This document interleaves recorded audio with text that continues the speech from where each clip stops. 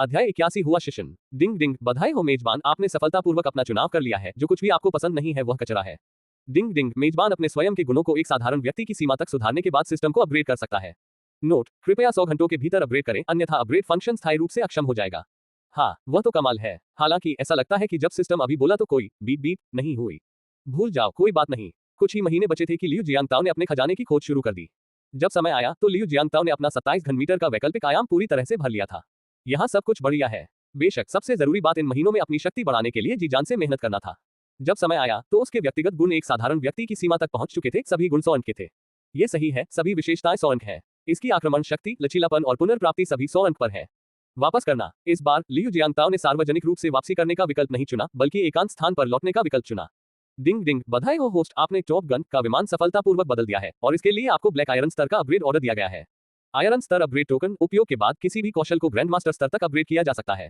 ठीक है, यह एक अद्भुत क्षमता है। इससे कोई फर्क नहीं पड़ता कि आप अभी किस स्तर पर हैं, जब तक आप इसका उपयोग करते हैं, आपको तुरंत ग्रैंड मास्टर स्तर पर पदोन्नत किया जा सकता है। डिंग, होस्ट, क्या आप अभी अपग्रेड ऑर्डर का उपयोग करना चाहेंगे? अपने पारंपरिक चीनी चिकित्सा कौशल को बेहतर बनाने के लिए अपग्रेड टोकन का उपयोग करें।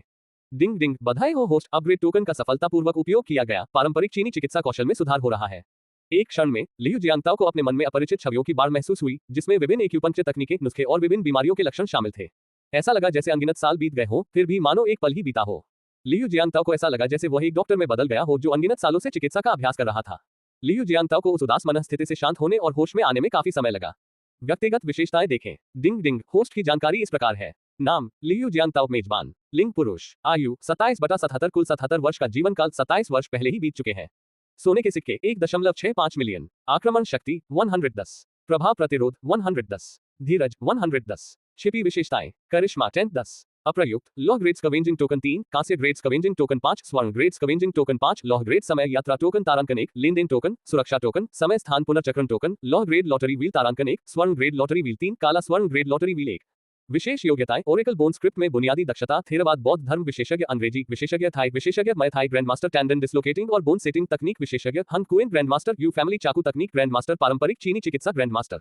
संपत्ति, भूपदान और बलि का बर्तन, सफेद Z dragon, you the great की तलवार, 21 रत्न, एक सुनहरा राजदंड, एक सुनहरा मुखौटा, एक रहस्यमय भेड़ की खाल का स्क्रॉल। पूर्ण किए गए कार्य, 4-5 कार्यों को पूरा करने पर एक यादृच्छिक लेनदेन के बदले में बदला जा सकता है। कार्य प्रगति पर 0। विशेषाधिकार, आइटम रिसाइकलिंग, सिस्टम अनुमतियां, बेसिक अपग्रेड के लिए 24 घंटे की आवश्यकता होती है। सिस्टम क्षमता सक्रिय, मूल आइटम रिसाइकलिंग 10 मीटर की त्रिज्या। इस बार सबसे बड़ा लाभ अनुमतियों में उन्नयन था। जब तक वह इसकी पुष्टि कर देता है, सिस्टम को मध्यवर्ती स्तर तक अपग्रेड किया जा सकता है। हालांकि बीच में 24 घंटे के लिए सिस्टम अनुपलब्ध रहेगा, इसलिए आइए पहले स्नो व्हाइट की जांच करें। कहीं बाल बनवाने के बाद लियू जियांगताओ टैक्सी लेकर अस्पताल पहुंचे। यह क्या है? कोई जानलेवा बीमारी? बाइजू को देखकर, जो अस्पताल के बिस्तर के सामने गहरी कोमा में चली गई थी, लियू जियांगताओ ने गहरी भौहें चढ़ाई। अप्रत्याशित रूप से यहां तक कि एक मास्टर स्तर के पारंपरिक चीनी चिकित्सा चिकित्सक भी बाइजू के जहर को पूरी तरह से ठीक नहीं कर सके। इसे भूल जाए, आइए पहले कुछ विषाक्त पदार्थों को हटा दें और अपने शरीर पर बोझ को यथासंभव कम करें। ये कहते हुए लियू जियांगताओ ने धीरे से बाइजू का अस्पताली गाउन उतार दिया। उसके आकर्षक शरीर को देखते हुए लियू जियांगताओ ने शांति से खुद को कुछ बार अपने शरीर से सटाया और खुद को नियंत्रित किया। मैं एक सज्जन व्यक्ति हूं, मैं संकट में पड़े किसी व्यक्ति का फायदा नहीं उठाऊंगा और मैं उन चीजों को बिल्कुल नहीं देखूंगा जिन्हें मुझे नहीं देखना चाहिए। हालांकि बाइजू वास्तव में अपने नाम के अनुरूप है, वो वास्तव में बहुत सफेद है, बिल्कुल बर्फ के टुकड़े की तरह क्रिस्टल स्पष्ट। गल्प निगलते समय लियू जियांगताओ के हाथ तेजी से चले और एक पल में अनगिनत छवियां हवा में जम गईं, क्योंकि चांदी की सुइयों ने बाइजू के एक्यू पॉइंट्स को सटीक रूप से छेद दिया। उसी समय झेंझो म्यूनिसिपल अस्पताल के गलियारे में एक बुजुर्ग पारंपरिक चीनी चिकित्सा चिकित्सक, जो 50 या 60 वर्ष के लग रहे थे, को एक युवा लड़की खींच रही थी और वे तेजी से आगे की ओर दौड़ रहे थे। अरे ज़ियाओवेई, धीरे करो, अगर तुम खींचते रहे तो तुम इस बूढ़े आदमी को टुकड़े टुकड़े कर दोगे।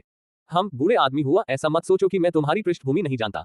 जल्दी करो और ज़ियासुए को ठीक होने में मदद करो, वरना मैं उन बूढ़े लोगों को झेंझो में तुम्हारे ठिकाने के बारे में बता दूंगा। ओह मेरी प्यारी महिला, कृपया मुझे छोड़ दो। मैं वास्तव में ज़ियासुए की बीमारी का इलाज नहीं कर सकता। मैं असंभव। यदि नानझेंग और बेहुआ के हुआ शिसान को भी ठीक नहीं किया जा सकता, तो फिर कौन कर सकता है? ओह प्रिय, मुझे आंटी कहना बंद करो। अगर मैं तुम्हें ठीक नहीं कर पाया तो मैं तुम्हें पीट पीट कर अधमरा कर दूंगा, लेकिन अगर मैं तुम्हें ठीक कर दूंगा तो तुम मेरी आंटी हो जाओगी। बॉम्ब गर्ल ने एक ही वाक्य से बातचीत समाप्त कर दी। जहां तक हुआ शिसान का प्रश्न है, जो बम सिस्टर के शब्दों से लगभग बेहोश हो गया था, वहां आंखों में आंसू लिए जमीन पर गिर पड़ा और बम सिस्टर उसे घसीटकर आपातकालीन कक्ष में ले गई। चाहे ये जानबूझकर किया गया हो या नहीं, पहली मंजिल से 17वीं मंजिल तक सिस्टर बम ने ओल्ड मैन हुआ को सीढ़ियों से ऊपर खींच लिया। दूर से आती बम सिस्टर की दहाड़ सुनकर लियू जियांगताओ ने जल्दी से चांदी की सुइयों को हटा दिया, जल्दी से बाइजू को एक कंबल से ढक दिया और 18वीं मंजिल की ओर दौड़ने के लिए मुड़ गया। जैसे ही लियू जियांगताओ की आकृति 18वीं मंजिल पर कोने के आसपास गायब हो गई, बम सिस्टर ने आधे मृत बूढ़े आदमी हुआ को 17वीं मंजिल पर आपातकालीन कक्ष में खींच लिया। कृपया मेरी प्रिय महिला दया करें और इस बूढ़े आदमी को छोड़ दें। मेरे पास वास्तव में उसकी मदद करने का कोई रास्ता नहीं है। हुआ शिसान की आवाज कर्कश है, लेकिन बॉम्ब गर्ल पूरी तरह से अविचलित थी। बूढ़े आदमी हुआ, क्या आप उसे बचाने में असमर्थ हैं या आप बस बचाना नहीं चाहते हैं? मैं सचमुच उसे नहीं बचा सकता। जैसा कि आप जानते हैं, जियासुए का जहर उसकी अस्थि मज्जा में गहराई तक घुस गया है और उसके खून में घुल गया है। अब उसके पूरे शरीर पर जहर का हमला हो रहा है। आप कह सकते हैं कि जियासुए असल में जहर का अवतार है। अगर हम जियासुए के शरीर से जहर निकाल दें तो जियासुए। हालांकि उसने अपनी बात पूरी नहीं की थी, लेकिन सिस्टर बम समझ गई कि हुआ शिसान का क्या मतलब था। यदि विषाक्त पदार्थ साफ हो जाए तो जियासुए चला जाएगा। लेकिन सिस्टर बम को अब भी यकीन नहीं हो रहा था। कौन इतना क्रूर हो सकता है कि जियासुए को इतना जहरीला जहर दे दे? मुझे परवाह नहीं है हुआ शिसान, भले ही आप जियासुए को ठीक नहीं कर सकते, ये काफी अच्छा है अगर आप उसका जीवन लंबा कर सकें। मेरी प्यारी चाची, जियासुए बहुत बीमार है। मैंने पिछली बार कोशिश की थी लेकिन कोई फायदा नहीं हुआ। जब तक, खैर, मैं एक बार और कोशिश करूंगा और देखूंगा कि क्या मैं जियासुए का दर्द कम कर सकता हूँ। हुआ शिसान जमीन से उठे, अपना चोगा सीधा किया जो एक भिखारी के वस्त्र जैसा लग रहा था, और उन्हें रोने का मन हुआ। इसके लायक बनने के लिए मैंने क्या किया? यदि कोई अन्य व्यक्ति होता, नहीं कोई भी नहीं, केवल यह महिला जिसने उसके साथ ऐसा व्यवहार करने का साहस किया होता, तो वह उन्हें सबक सिखाने के लिए पहले ही सुई दे चुका होता। लेकिन ये आंटी बिल्कुल बेकार है। जीवन रक्षक दवाओं को तो छोड़ ही दीजिए, ये आंटी तो मास्टर है और वो उनके एक्यूपॉइंट्स ही नहीं ढूंढ पाए। आपातकालीन कक्ष का दरवाजा खोलते समय सिस्टर बॉम्ब को कुछ भी गलत नहीं लगा, लेकिन पूर्व के सबसे रहस्यमय देश की पारंपरिक चीनी चिकित्सा में अग्रणी व्यक्ति हुआ शिसान ने तुरंत बाइजू के बारे में कुछ अजीब बात नोटिस की। वह कैसे संभव है? हुआ शिसान फुसफुसाते हुए बाइजू के बिस्तर के पास पहुंचा और अपना हाथ बाइजू की नाड़ी पर रख दिया। वह कैसे संभव है? ऐसा नहीं होना चाहिए। हे भगवान, वह कौन था? क्या वह बूढ़ा झेंग यीजुन हो सकता है? नहीं, वह झेंग यीजुन तो बिल्कुल नहीं था। अगर वह बूढ़ा होता तो पूरी दुनिया को बता चुका होता। अरे, ये कौन है? हाँ, हुआ शिसान को देखकर, जो खुद से ऐसे बात कर रहा था जैसे कि वह प्रेतग्रस्त हो, बम सिस्टर का चेहरा काली रेखाओं से भरा हुआ था। अरे, ये बूढ़ा आदमी इतना अविश्वसनीय क्यों लगता है? लेकिन नान झेंग और बेई हुआ के नाम तो जगजाहिर है। पूर्व के सबसे रहस्यमयी देश में पारंपरिक चीनी चिकित्सा के दो सबसे शक्तिशाली आचार्यों के रूप में नान झेंग यीजुन एक्यूपॉइंट थेरेपी और जहर निवारक चिकित्सा में कुशल है। ये व्यक्ति धर्मी भी है और दुष्ट भी। कहा जाता है कि एक बार उसने शंघाई में एक 3 साल के भिखारी की आंखों को बचाने के लिए जड़ी बूटी पाने के लिए पूरे गिरोह को जहर दे दिया था। दक्षिण के झेंग यीजुन के साथ साथ उत्तर का एक अविश्वसनीय सा दिखने वाला हुआ शिसान भी था, जो एक्यूपंक्चर और जादू टोने में माहिर था। वह न तो पूरी तरह से धर्मी था और न ही दुष्ट, लेकिन इस बूढ़े को दूसरों को बेवकूफ बनाने के लिए मूर्ख बनना पसंद था, और वह इस हद तक नियंत्रण नहीं रख पाता था, इसलिए वह अक्सर एक असली सुअर बन जाता था और दूसरों द्वारा खाया जाता था। 1 साल से भी ज्यादा समय पहले दूसरों को धोखा देने के लिए मूर्ख बनने की उसकी कोशिश नाकाम होने पर कई लोगों ने उसे ढूंढ निकाला था। अगर सिस्टर बम का हस्तक्षेप न होता तो शायद अब तक उस बूढ़े को 3 फीट ऊंची घास में दफना दिया गया होता। यद्यपि यह बूढ़ा आदमी अविश्वसनीय है और लापरवाह गलतियां करने में प्रवृत्त है, फिर भी यह स्वीकार करना होगा कि उसका कौशल स्तर अभी भी बहुत ऊंचा है। ऐसा कहा जाता है कि एक चांदी की सुई भी नरक के राजा को चिंतित कर सकती है। इसका मतलब यह है कि जब तक हुआ शिसान, वह अविश्वसनीय व्यक्ति, लोगों को बचाने के लिए चांदी की सुइयां निकालता है, तब तक भले ही उस व्यक्ति को नरक के राजा द्वारा बुलाया जाए, फिर भी संभावना है कि उन्हें बचाया जा सकता है। दादाजी हुआ, क्या हुआ? बम सिस्टर का चेहरा काला पड़ गया। क्या स्नो व्हाइट का जहर फिर से बढ़ गया था? ये सही नहीं है। हुआ शिसान ने बाइजू की पलकें खोली, उसकी पुतलियों को देखा और फिर अविश्वास में जमीन पर बैठ गई और बोली, ये विष गलत है। गलत? बम गर्ल का चेहरा तुरंत उदास हो गया। क्या किसी ने हमें फिर से जहर दे दिया है? नहीं, यह जहर नहीं था। जियासुए के शरीर से 1/3 विषाक्त पदार्थ वास्तव में निकाल दिए गए थे। हालांकि यह जियासुए की जान नहीं बचा सका, लेकिन उसका जीवनकाल 3 महीने बढ़ गया। यह आश्चर्यजनक है। मैंने कभी नहीं सोचा था कि ऐसा कोई गुरु भी हो सकता है, मुझसे भी ज्यादा शक्तिशाली। अध्याय 82 अद्भुत जुएडन। अच्छा, बम सिस्टर ने राहत की सांस ली। हालांकि उसे नहीं पता था कि 1/3 जहरीले पदार्थ साफ करना कितना मुश्किल था, लेकिन वह बता सकती थी कि जियासुए की जिंदगी 3 महीने बढ़ गई थी। अस्पताल ने पहले ही गंभीर स्थिति का नोटिस जारी कर दिया था, जिसमें कहा गया था कि इसमें केवल कुछ दिन लगेंगे, लेकिन अब इसे 3 महीने के लिए बढ़ा दिया गया है। जब तक समय है तब तक आशा है। अगर हम इस व्यक्ति को ढूंढ सकें तो जियासुए को बचाया जा सकता है। नहीं, मुझे इस व्यक्ति को ढूंढना होगा। वह घृणित है। हाँ, बम सिस्टर ने हुआ शिसान की ओर देखा, जो धार्मिक क्रोध से भर गया था। क्या इसके पीछे कोई छिपी हुई कहानी हो सकती है? क्या तुम्हें नहीं पता कि जियासुए मेरी मरीज है? बाहरी लोग यूं ही दखलंदाजी नहीं कर सकते। हम जियाओवे नहीं दादी, तुम्हें इस व्यक्ति को ढूंढने में मेरी मदद करनी होगी और फिर मैं उसे जरूर सबक सिखाऊंगी कि कैसे व्यवहार करना है, बशर्ते वो मुझे अपना प्रशिक्षु न बना ले। इस तरह हमें दखलंदाजी की चिंता नहीं करनी पड़ेगी। हे, बहुत खूब। बम गर्ल ने धीरे से अपना सिर उठाया और 45 डिग्री के कोण पर आसमान की ओर देखा। मैं बहुत थक गया हूँ, मैं बस इस अविश्वसनीय बूढ़े आदमी को मारना चाहता हूँ। यदि यह अच्छी खबर न होती कि जियासुए के 1/3 विषाक्त पदार्थ साफ हो गए हैं, तो सिस्टर बॉम्ब ने शायद उस बूढ़े आदमी हुआ शिसान को दीवार पर लटका दिया होता। ... 10 मिनट बाद हुआ शिसान और बॉम्ब सिस्टर ने निगरानी उपकरण पर दिखाई गई आकृति को अविश्वास से देखा। हे भगवान, वह इतना छोटा है। हुआ शिसान ये देखकर हैरान रह गया कि निगरानी उपकरण पर मौजूद युवक ने एक ही पल में बाइजू के शरीर में 49 सुइयां डाल दी। ये युवक अधिकतम 20 वर्ष का है, फिर भी उसे पारंपरिक चीनी चिकित्सा का इतना गहन ज्ञान है। जैसा कि हम सभी जानते हैं, पारंपरिक चीनी चिकित्सा में महारत हासिल करना कोई ऐसी चीज नहीं है जो कुछ सालों तक पाठ्यपुस्तकों का अध्ययन करके हासिल की जा सके। सबसे कठिन बीमारियों के इलाज के लिए सबसे उपयुक्त तरीकों का इस्तेमाल करने के लिए असाधारण अंतर्दृष्टि और समृद्ध अनुभव की आवश्यकता होती है। एक्यूपंक्चर पारंपरिक चीनी चिकित्सा का एक विशेष रूप से कठिन पहलू है। स्क्रीन पर चांदी की सुइयों की घनी कतार को देखकर हुआ शिसान उछल पड़ा और अविश्वास में बोला, ये वास्तव में बहुत समय से खोई हुई कायाकल्प सुई है। कायाकल्प सुइयां। बम सिस्टर ने अभी भी कोई प्रतिक्रिया नहीं दी थी, बस हुआ शिसान के शब्दों को दोहरा रही थी, कायाकल्प सुई। आखिर यह कायाकल्प सुई क्या होती है? बेशक इस समय सिस्टर बम के दिमाग में एक ही वाक्य बार बार घूम रहा था। ये वह था, बाइजू को ठीक करने के लिए सिस्टर बॉम्ब ने हर संभव कोशिश की, यहाँ तक कि मायावी बूढ़े हुआ शिसान को भी ढूंढ निकाला। लेकिन उसने कभी सोचा भी नहीं था कि बाइजू को प्रभावित करने वाला एकमात्र व्यक्ति तथाकथित चमत्कारी डॉक्टर नहीं, बल्कि उसका एक किराएदार होगा। लियू जियांताओ, वह ओटाकू जिसे हर सुबह वह चिढ़ाती है। वह कैसे संभव है? वह स्पष्ट रूप से एक कॉलेज ग्रेजुएट है जिसे कुछ भी नहीं पता है और वह कार्यस्थल पर बिल्कुल नौसिखिया है। वह इतना अद्भुत कैसे हो सकता है? वैसे अब हम उन्हें कार्यस्थल पर नौसिखिया नहीं कह सकते, कम से कम उनके पास एक ही वित्तीय वर्ष में 370 मिलियन की पूंजी तो नहीं है। हाँ, ये कायाकल्प करने वाली सुई है। यह एक्यूपंक्चर तकनीक आखिरी बार किंग राजवंश के अंत में शाही महल में दिखाई दी थी, लेकिन किंग राजवंश के पतन के साथ यह पूरी तरह से लुप्त हो गई। मैंने कभी उम्मीद नहीं की थी कि यह अब मेरे गुरु के हाथों में होगी। ये सचमुच मेरे लिए स्वर्ग से मिला आशीर्वाद है, हुआ शिसान। आत्मसंतुष्ट हुआ शिसान को देखते हुए बॉम्ब सिस्टर को ऐसा महसूस हुआ जैसे 1 लाख अल्पाका पौराणिक जानवर उसके दिमाग में घुस रहे हो। आपका स्वामी, उस बच्चे ने आपको अपना प्रशिक्षु कब बनाया? क्या आप जानते हैं कि आप कितने आत्मा अनुशासित हैं? हालांकि उस बच्चे ने वास्तव में कायाकल्प सुई तकनीक में महारत हासिल कर ली थी, जो समय के साथ खो गई थी, और वह लोगों को बचा भी सकता था। ऐसा नहीं होना चाहिए। पारंपरिक चीनी चिकित्सा के इतने गहन ज्ञान के साथ इस बच्चे को इतना गरीब नहीं होना चाहिए कि वह किराया भी न दे सके। रुको, इस बच्चे के पास 37 करोड़ है, फिर भी इसने किराया नहीं दिया। लानत है इस बच्चे की। बॉम्ब गर्ल थोड़ा सा शर्मा गई, शायद किसी अवर्णनीय कारण के बारे में सोच रही थी। लगता है मेरे गुरु का पारंपरिक चीनी चिकित्सा का ज्ञान असाधारण रूप से गहन होगा। चलो मेरे गुरु को ढूंढते हैं और उनसे जियासुए का इलाज करने के लिए कहते हैं। अंत में हमें मेरे गुरु से कार्रवाई करने के लिए कहना ही होगा। हुआ शिसान ने आह भरते हुए कहा। बॉम्ब गर्ल के होंठ फड़क उठे। धिक्कार है, तुम सचमुच शर्मसार हो। क्या आप उनसे मिले हैं? और आप यहाँ किसी को बड़े गर्व से मास्टर कह रहे हैं? ठीक है, मैं तुम्हारे साथ तुम्हारे मालिक को आमंत्रित करने चलूंगा। बम गर्ल ने तुम्हारा मालिक शब्द पर जोर देकर कहा। धिक्कार है इस बेवकूफ बुढ़े पर, देखते हैं तू ये हरकतें कैसे जारी रखता है। हेलो, क्या ये 110 है? मैं पुलिस को फोन कर रहा हूँ। कोई इस बुजुर्ग को धमका रहा है। हाँ, ये आदमी औरत जैसा दिखता है। हाँ, ऐसा ही दिखता है। हुआ शिसान को पुलिस को बुलाते देख बॉम्ब सिस्टर पूरी तरह से डर गई। ये तो अविश्वसनीय है। वो तो किसी का प्रशिक्षु बनने के बारे में भी सोच रहा था, लेकिन उनसे मिलने से पहले ही पुलिस बुलाकर उसे गिरफ्तार करवा दिया गया। अरे, क्या तुम्हें यकीन है कि यह एक प्रशिक्षुता समारोह है? क्या ये किसी से मदद मांगने के लिए यात्रा है? कृपया चाय के लिए अंदर आइए। ठीक है, शुक्र है कि वह मेरा शिष्य नहीं बना, वरना मैं उसे मार डालता। 20 मिनट बाद एक बूढ़ा आदमी पुलिस स्टेशन में खुशी से बैठा था, चाय पी रहा था और लियू जियांताओ का प्रशिक्षु बनने का इंतजार कर रहा था। जहां तक सिस्टर बम की बात है, उसने ओल्ड मैन हुआ के दिवा स्वप्न का फायदा उठाया और पेशाब करने के लिए जल्दी से भाग निकली। अरे, वह बूढ़ा आदमी बहुत भयानक है। मैंने पहले कभी यह क्यों नहीं देखा कि यह बूढ़ा आदमी इतना चालाक था। बूढ़े आदमी ने अपने भावी मालिक को फंसाते समय अहंकार और घमंड से काम लिया। इस बीच बाथटब में नहा रहे लियू जियांताओ उलझन भरे भाव से फोन की ओर देख रहे थे। कॉल दिग्गज शू एडन का था। न जाने क्यों उस नाम को देखते ही लियू जियांताओ थोड़ा बेचैन हो गए, मानो कुछ बुरा होने वाला हो। लेकिन क्या मैं अपने भाई की पुकार का उत्तर नहीं दे सकता? अगर इस आदमी का फिर से अपहरण हो भी जाता है तो भी हमें उसे बचाने का कोई रास्ता ढूंढना होगा। इसके अलावा कोई रास्ता नहीं है, मुझे इसे स्वीकार करना ही होगा। मैं ना पक्षी, वाह, मैं प्रहार करूंगा। लियू जियांताओ पूरी तरह से अचंभित रह गया। अरे यार, तुम फिर रो रहे हो। यह आदमी आखिरी बार कब रोया था? वैसे पिछली बार इस लड़के को एक गिरोह के नेता ने गिरफ्तार कर लिया था क्योंकि वह एक प्रेमिका खोजने के लिए बहुत उत्साहित था। इस बार मेरे भाई, तुम्हारा भाई टूट गया है। उद्धरण चिन्ह उद्धरण चिन्ह। ये टूट गया है, इसे किसी ने फाड़ दिया। वाह, 20 साल से ज्यादा हो गए। तुम्हारा भाई आखिरकार अब कुंवारा नहीं रहा। वाह, उद्धरण चिन्ह उद्धरण चिन्ह। लियू जियांताओ पानी में लेटा था। मैं बहुत थक गया हूँ, मैं बस इस आदमी को मारना चाहता हूँ। मैं ना, तुम कुछ क्यों नहीं बोल रही हो? जू इरदान की आवाज सुनकर लियू जियांताओ ने कहा। मैं बात नहीं करना चाहता, मैं तो बस तुम्हें मारना चाहता हूँ। मैं ना, तुम्हें पता भी नहीं है पूर्ण सामंजस्य की यह अनुभूति कितनी मनमोहक होती है। वाह। लियू जियांताओ ने सिस्टम की जांच की और महसूस किया कि महान यू तलवार से इस आदमी को मारना महान यू तलवार के लिए एक तरह से अन्याय होगा। यदि यह स्वर्ण राजदंड है तो यह चुंबकीय लौह मुर्गा के रूप में जू एडन की प्रतिष्ठा के योग्य होगा।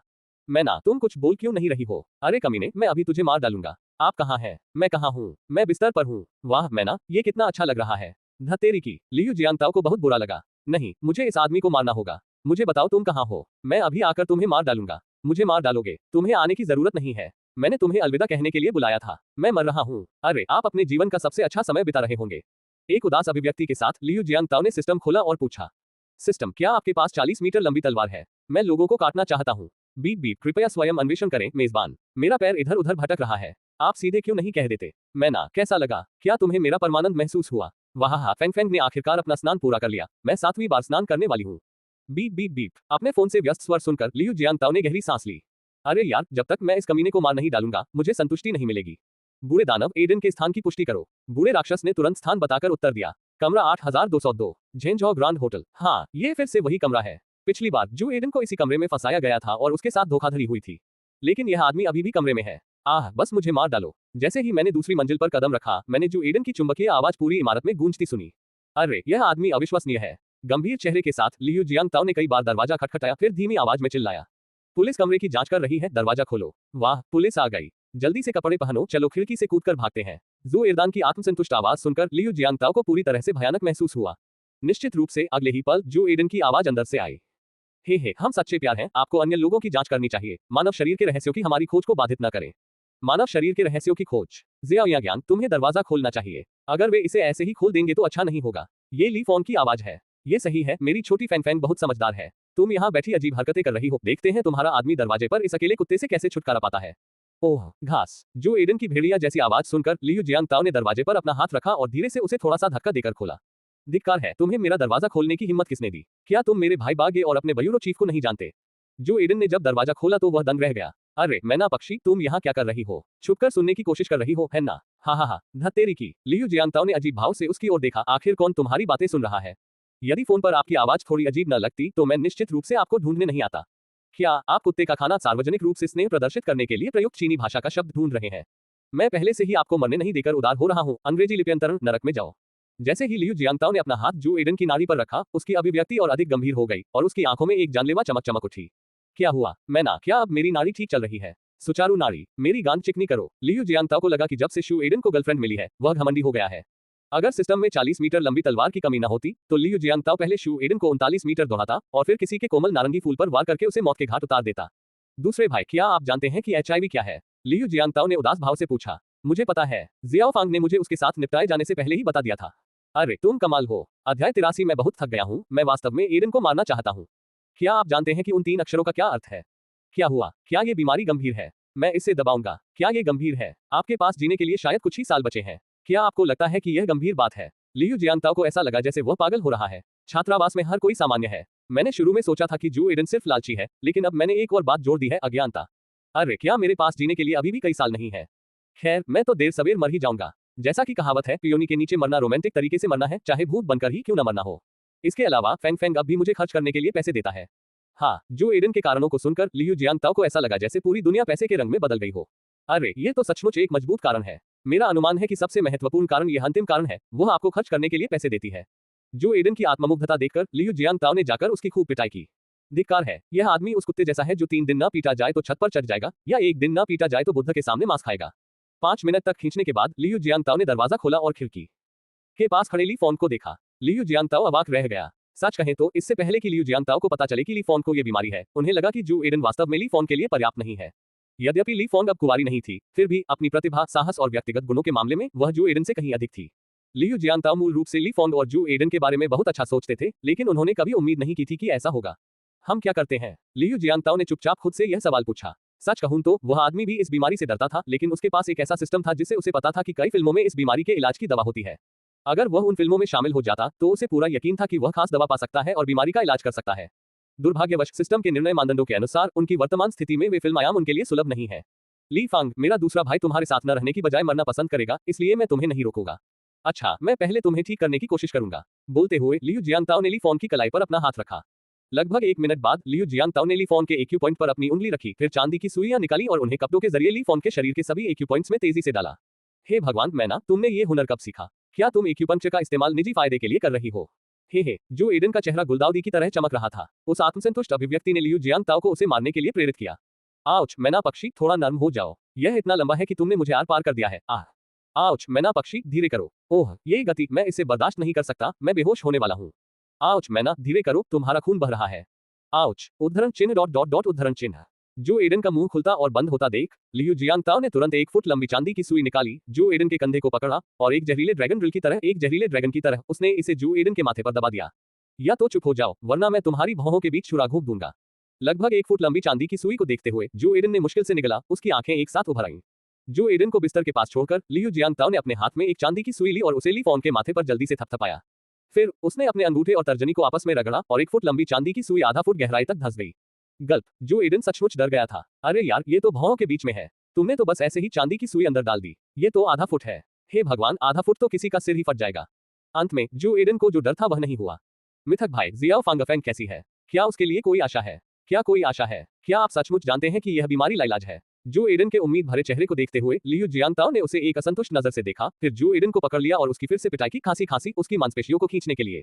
5 मिनट बाद जो एडन के चेहरे को देखकर जो अपने मूल आकार से 3 गुना अधिक सूझ गया था, लियू जियांगताओ को ऐसा लगा जैसे सूरज उसके दिल में फिर से प्रकट हो गया हो और जीवन अभी भी बहुत सुंदर था।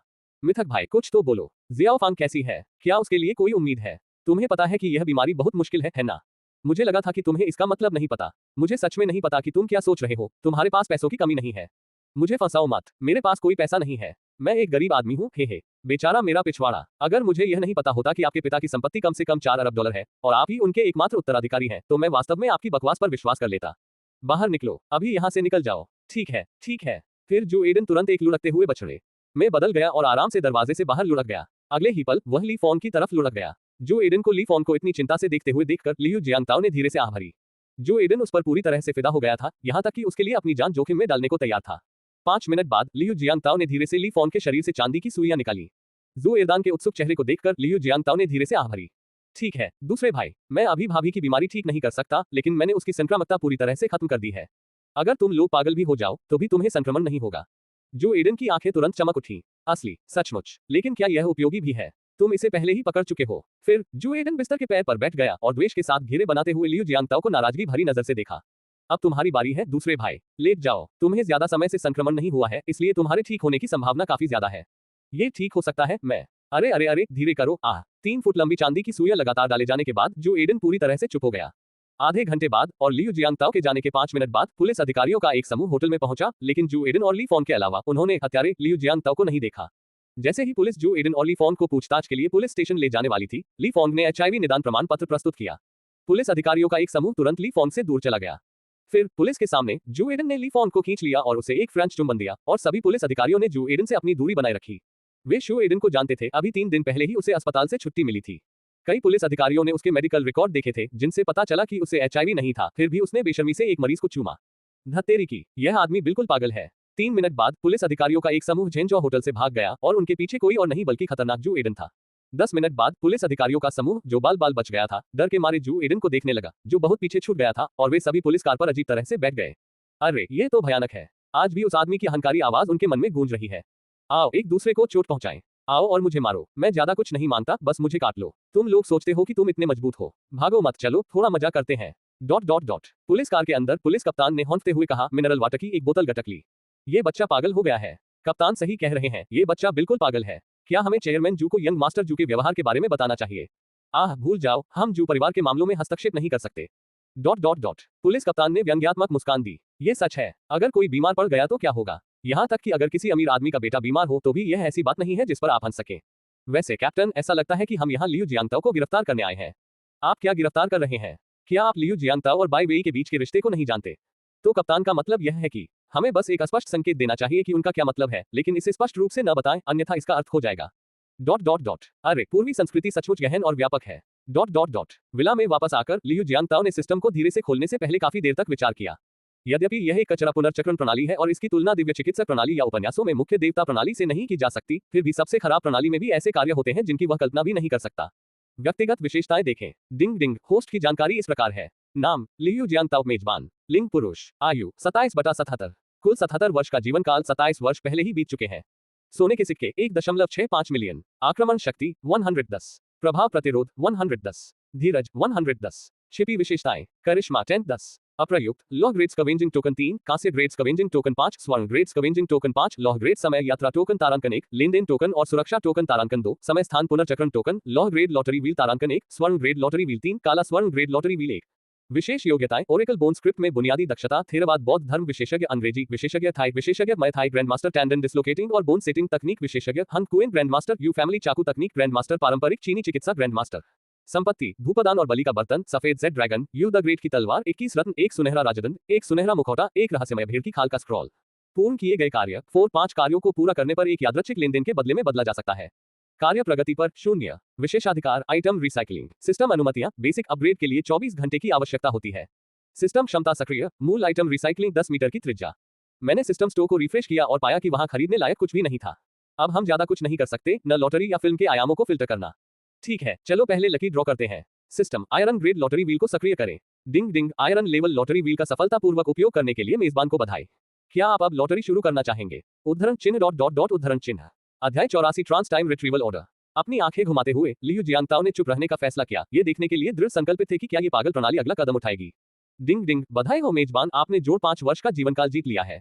हाँ, जीवन काल जोड़ 5, इतना अद्भुत। मैंने आयरन टियर गचा व्हील से पहले ही बहुत अच्छी चीजें खींच ली हैं और 3 गोल्ड टियर गचा व्हील और एक और भी शानदार ब्लैक गोल्ड टियर गचा व्हील भी है। मुझे आश्चर्य है कि क्या मेरी जिंदगी कई 100 साल तक बढ़ जाएगी। हा। System, gold level lottery wheel को सक्रिय करें। डिंग डिंग, गोल्ड लेवल लॉटरी व्हील का सफलतापूर्वक उपयोग करने के लिए बधाई होस्ट। क्या आप अब लॉटरी शुरू करना चाहेंगे? डिंग डिंग, बधाई हो मेजबान, आपने सफलतापूर्वक एक पवित्र शब्द गोली प्राप्त कर ली है। पवित्र शब्द गोली, क्या बिल्ली है? ऐसा क्यों है कि मैंने इसके बारे में पहले कभी नहीं सुना। पवित्र शब्द गोली की विशेषताओं पर क्लिक करें। पवित्र शब्द गोली, इसे लेने के बाद आप स्वचालित रूप से पवित्र शब्द काया के अधिकारी होंगे और सभी जीवित प्राणियों के साथ संवाद करने में सक्षम होंगे। नोट, सभी जीवित प्राणियों के दायरे में न केवल बुद्धिमान प्राणी बल्कि गैर बुद्धिमान प्राणी भी शामिल हैं। वाह, ये तो बहुत सहज है। हालांकि ये बहुत उपयोगी नहीं लगता है, लेकिन फिर भी यह जानकारी इकट्ठा करने के लिए बहुत अच्छा है, जैसे कि बिग ट्री से पूछना कि क्या पड़ोस में कोई कामुक पुरुष या महिला सेक्स या छेड़खानी कर रहे हैं। खांसी, बस मजाक कर रहा हूँ, इसे गंभीरता से मत लो। अपने हाथ में पवित्र शब्द की गोली को देखते हुए लियू जियांगताओ ने उसे सीधे अपने मुंह में डाल लिया और उसे एक घूंट में निगल लिया। एक पल में लियू जियांगताओ ने अपने पूरे शरीर में एक झटका महसूस किया और अगले ही पल विभिन्न स्वरों की अनगिनत आवाजें लियू जियांगताओ के कानों में घुस गईं।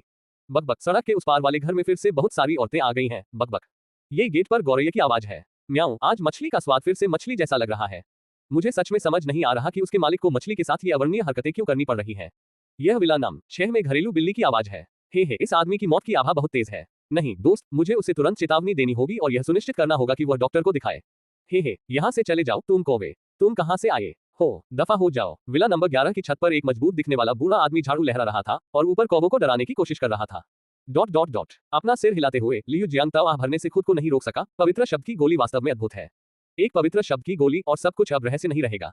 कौवों को अभी भी चक्कर लगाते और जाने को तैयार न होते देख लियू जियांगताओ ने विला नंबर 11 की छत पर खड़े बूढ़े आदमी से जोर से चिल्लाकर कहा, दादाजी, मुझे पारंपरिक चीनी चिकित्सा के बारे में थोड़ा बहुत पता है और मुझे लगता है कि आपको कुछ छोटी मोटी स्वास्थ्य समस्याएं हैं। अगर आपके पास समय हो तो कृपया पूरी जांच के लिए अस्पताल जाएं। माथा, विला नंबर 11 की छत पर बैठा बूढ़ा आदमी थोड़ा चौंक गया। विला नंबर 8 की छत पर खड़े युवक को देखकर उसे थोड़ी हंसी आ गई। और आप पारंपरिक चीनी चिकित्सा की बात कर रहे हैं? हम इतनी दूर हैं, 100 मीटर की दूरी पर आपको कैसा भूत दिखाई दे सकता है? क्या आप किसी प्रकार के सर्वदर्शी राक्षस हैं? हालांकि बूढ़ा आदमी काफी शिष्ट था। ठीक है युवा महोदय, मैं कल मेडिकल चेकअप के लिए जा रहा हूँ, इसलिए मैं आपको इससे परेशान नहीं करूंगा। जब बूढ़ा आदमी बोल रहा था तो उसने ऊपर कौवों पर ध्यान देना बंद कर दिया और कमरे में चलने के लिए मुड़ गया। क्या हुआ लाओ लियू, तुम किससे बात कर रहे हो? पीछे से थोड़ी गुस्से वाली आवाज आई। कोई बात नहीं प्रिय, चलो दूर से एक दूसरे से कुछ शब्द चिल्लाकर कहें।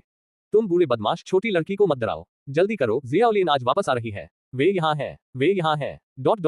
सिस्टम, गोल्डन लॉटरी व्हील का एक बार और उपयोग करो। डिंग डिंग, बधाई हो मेजबान, आपने गोल्डन लॉटरी व्हील का सफलतापूर्वक उपयोग कर लिया है। क्या आप अब लॉटरी शुरू करना चाहेंगे? उद्धरण चिन्ह ... उद्धरण चिन्ह। डिंग डिंग, बधाई हो मेजबान, आपने प्राइमल आई शुरुआती प्राप्त कर ली है। मूल नेत्र एक मापनीय दिव्य क्षमता। मूल नेत्र 4 स्तरों में विभाजित है। प्राथमिक मूल नेत्र पूर्ण शांति की क्षमता के साथ आता है। उपयोगकर्ता तुरंत पूर्ण तर्कसंगतता की स्थिति में प्रवेश कर सकता है, मन पर नियंत्रण और भ्रम कौशल का स्वतः ही प्रतिरोध कर सकता है। इंटरमीडिएट ओरिजिनल आई शरद ऋतु जल स्थिरता क्षमता के साथ आता है। उपयोगकर्ता एक नजर में जीवों की अच्छाई और बुराई को समझ सकता है और जिन जीवों को देखता है उनकी स्थिति का आकलन कर सकता है। उन्नत प्राइमल आई स्रोत तक वापस जाने की क्षमता के साथ आता है। उपयोगकर्ता वस्तुओं के इतिहास को समझने और घटनाओं के मूल कारण का पता लगाने के लिए एक निश्चित मात्रा में ऊर्जा खर्च कर सकते हैं। जितनी लंबी और जटिल जांच होगी उतनी ही अधिक ऊर्जा खर्च होगी। ईश्वर स्तरीय मूल नेत्र क्षणिक सौंदर्य क्षमता के साथ आता है। नोट, फ्लीटिंग ब्यूटी एक आक्रमण कौशल है, इसका प्रयोग सावधानी से करें। हाँ, उत्पत्ति की आंख के परिचय को देखते हुए लियू जियांगताओ थोड़ा उलझन में था। उसे तो ये भी नहीं पता कि आई ऑफ ओरिजिन को कैसे अपग्रेड किया जाता है। उसे बस इतना पता है कि उसके पास एक बेसिक आई ऑफ ओरिजिन है। उत्पत्ति की आंख का उपयोग करें। बीप बीप, मूल नेत्र उपयोग में है। तुरंत ही लियू जियांगताओ को अपनी आंखों में हल्की ठंडक महसूस हुई। उसके बाद एक अजीब सी अनुभूति उसके दिल में उमड़ पड़ी, मानो उसकी आंखों में किसी प्रकार की जादुई क्षमता पैदा हो गई हो। दर्पण में अपनी आंखों में कोई स्पष्ट बाहरी परिवर्तन न देखकर लियू जियांगताओ ने राहत की सांस ली। सौभाग्य से इस तथ्य के अलावा कि मेरी आंखें स्पष्ट क्रिस्टल की एक परत से ढकी हुई थीं और कुछ भी असामान्य नहीं था। बेशक लियू जियांगताओ को पता था कि पानी की यह पतली परत वास्तव में मौजूद नहीं थी, यह सिर्फ एक भ्रम था जो आंखों के साफ होने पर दिखाई देता था। मेरा दिल पानी की तरह शांत है। एक पल में लियू जियांगताओ का मन शांत हो गया। जो समस्याएं पहले इतनी कठिन लगती थीं, अब वे बिल्कुल भी नहीं रहीं। Mind a still as water app का उपयोग करने से पहले लियू जियांगताओ को सभी प्रकार की अप्रिय चीजों से अभिभूत महसूस हुआ। स्नो वाइट के जहर का इलाज किया जाना चाहिए। यद्यपि जो एडन के शरीर से अधिकांश वायरस समाप्त हो चुका है, फिर भी वह वायरस वाहक है। यद्यपि ली फॉन के शरीर में वायरस ने अपनी संक्रामकता खो दी है, लेकिन उसकी जीवन शक्ति धीरे धीरे कम हो रही है। सिस्टम को अपग्रेड करना है या नहीं और कब अपग्रेड करना है? अगर वह देरी भी करना चाहे तो अपग्रेड 100 घंटे के अंदर पूरा होना ही चाहिए। अब लगभग 5 घंटे बीत चुके हैं। सिस्टम अपग्रेड में 24 घंटे लगेंगे। इस दौरान वह सिस्टम का उपयोग नहीं कर सकेंगे। ये प्रश्न लियू जियांगताओ के कानों के चारों ओर मक्खियों के झुंड की तरह भिनभिना रहे थे। लेकिन उसी क्षण जब उन्होंने पूर्ण स्थिरता की स्थिति का उपयोग किया, लियू जियांगताओ को ऐसा महसूस हुआ जैसे कोई जादुई मक्खी मारने वाला यंत्र गुजर गया हो और सभी मक्खियां गायब हो गई हो। जो पहले केवल एक निराशाजनक बात थी, वह बहुत सरल हो गई है। क्या अद्भुत क्षमता है। अपने मन को शांत रखते हुए लियू जियांगताओ ने जल्दी से हर चीज के लिए सबसे उचित व्यवस्था कर दी। अपने पास जो कुछ था उसे देखते हुए लियू जियांगताओ ने बिना किसी खुशी या दुख के कहा, अंतर आयामी पुनर्प्राप्ति आदेश को सक्रिय करें। Beep beep cross time space retrieval order उपयोग में है। सिस्टम बेतरतीब ढंग से 3 परिदृश्य उत्पन्न करेगा। कृपया क्रॉस टाइम स्पेस रिट्रीवल के लिए उनमें से किसी एक का चयन करें। परिदृश्य निर्माण प्रगति पर है। 3 सेकंड बाद लियू जियांगताओ के सामने 3 दृश्य प्रकट हुए। पहला दृश्य एक खेल है, एक सर्वनाश के बाद का खेल जिसे लियू जियांगताओ कुछ समय पहले खेल रहे थे, परमाणु आश्रय। नुकेश्वरा एक फॉलआउट थीम पर आधारित रणनीति गेम है जिसमें आप विशेष कार्यों वाले विभिन्न कमरे बनाते हैं, जैसे बिजली संयंत्र, पानी के संयंत्र, रेस्तरां आदि। इस गेम में खिलाड़ियों को एक आश्रय स्थल में कई पात्रों को नियंत्रित करना होता है, संसाधनों का प्रबंधन करना होता है और उनका मनोबल बनाए रखने के लिए एक्शन कमांड जारी करने होते हैं। खिलाड़ियों को अपने पात्रों को बंजर भूमि, बाहरी दुनिया की खोज और युद्ध के दौरान संसाधन जुटाने और जीवित रहने के लिए और अधिक उत्पादन करने के लिए मार्गदर्शन भी करना होता है। बेशक जिस क्षण लियू जियांगताओ ने यह खेल देखा, तुरंत 2 प्रकार की दवाएं दिमाग में आईं।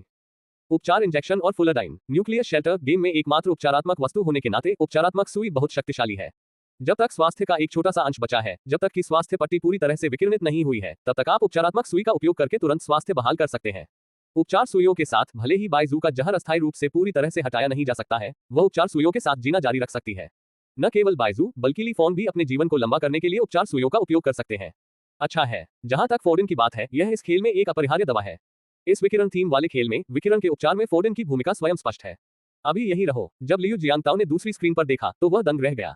वाह, एक और आयाम है। इस आयाम में दिखाई देने वाले परिचित भेड़िए को देखकर, जो उच्च बुद्धि, आविष्कार कौशल और भेड़िए जैसे कीड़े वाला भेड़िया था, फिर भी उसने अपने पूरे जीवन में कभी भीड़ नहीं पकड़ी, लियू जियांगताओ के पास सचमुच शब्द नहीं थे।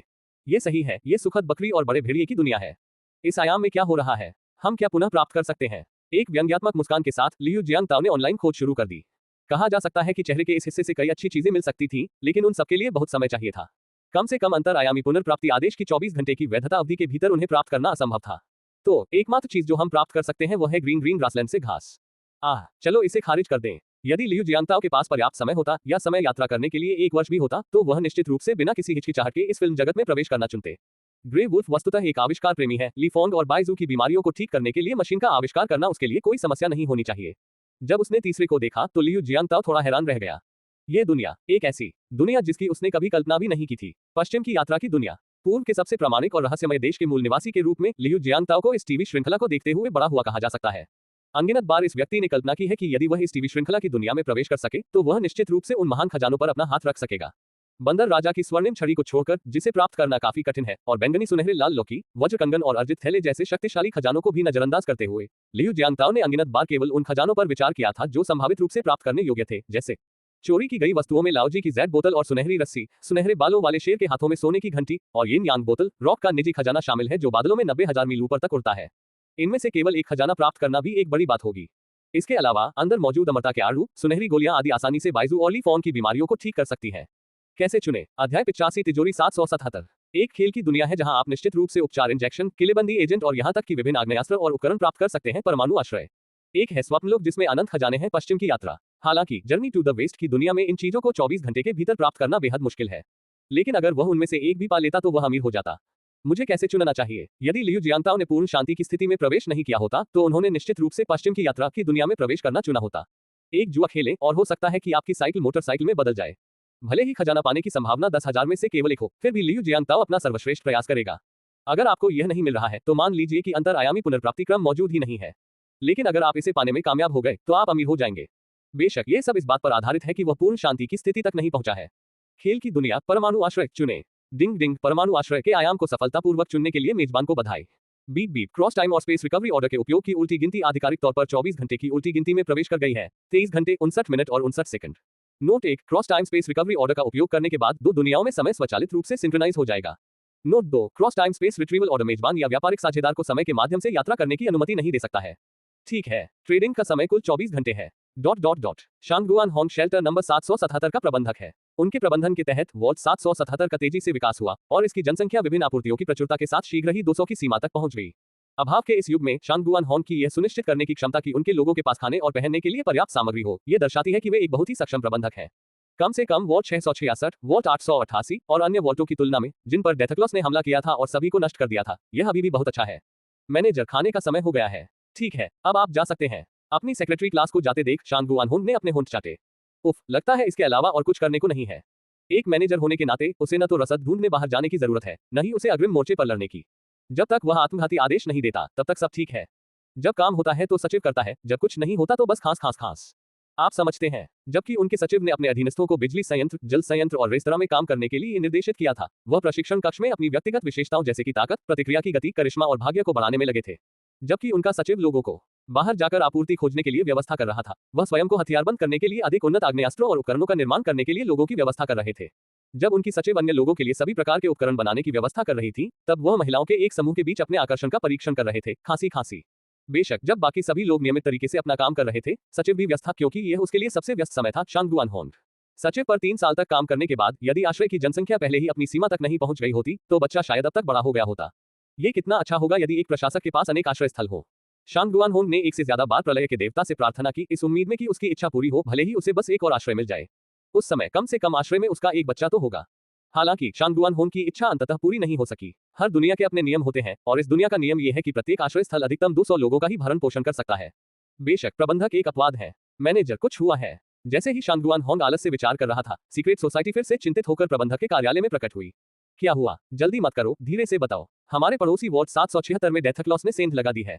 प्रशासक समेत सभी 201 लोग मर चुके हैं। जिन बचे लोगों को हमने सामान ढूंढने के लिए भेजा था, वे सिर्फ एक फटी हुई किताब ही वापस लाए।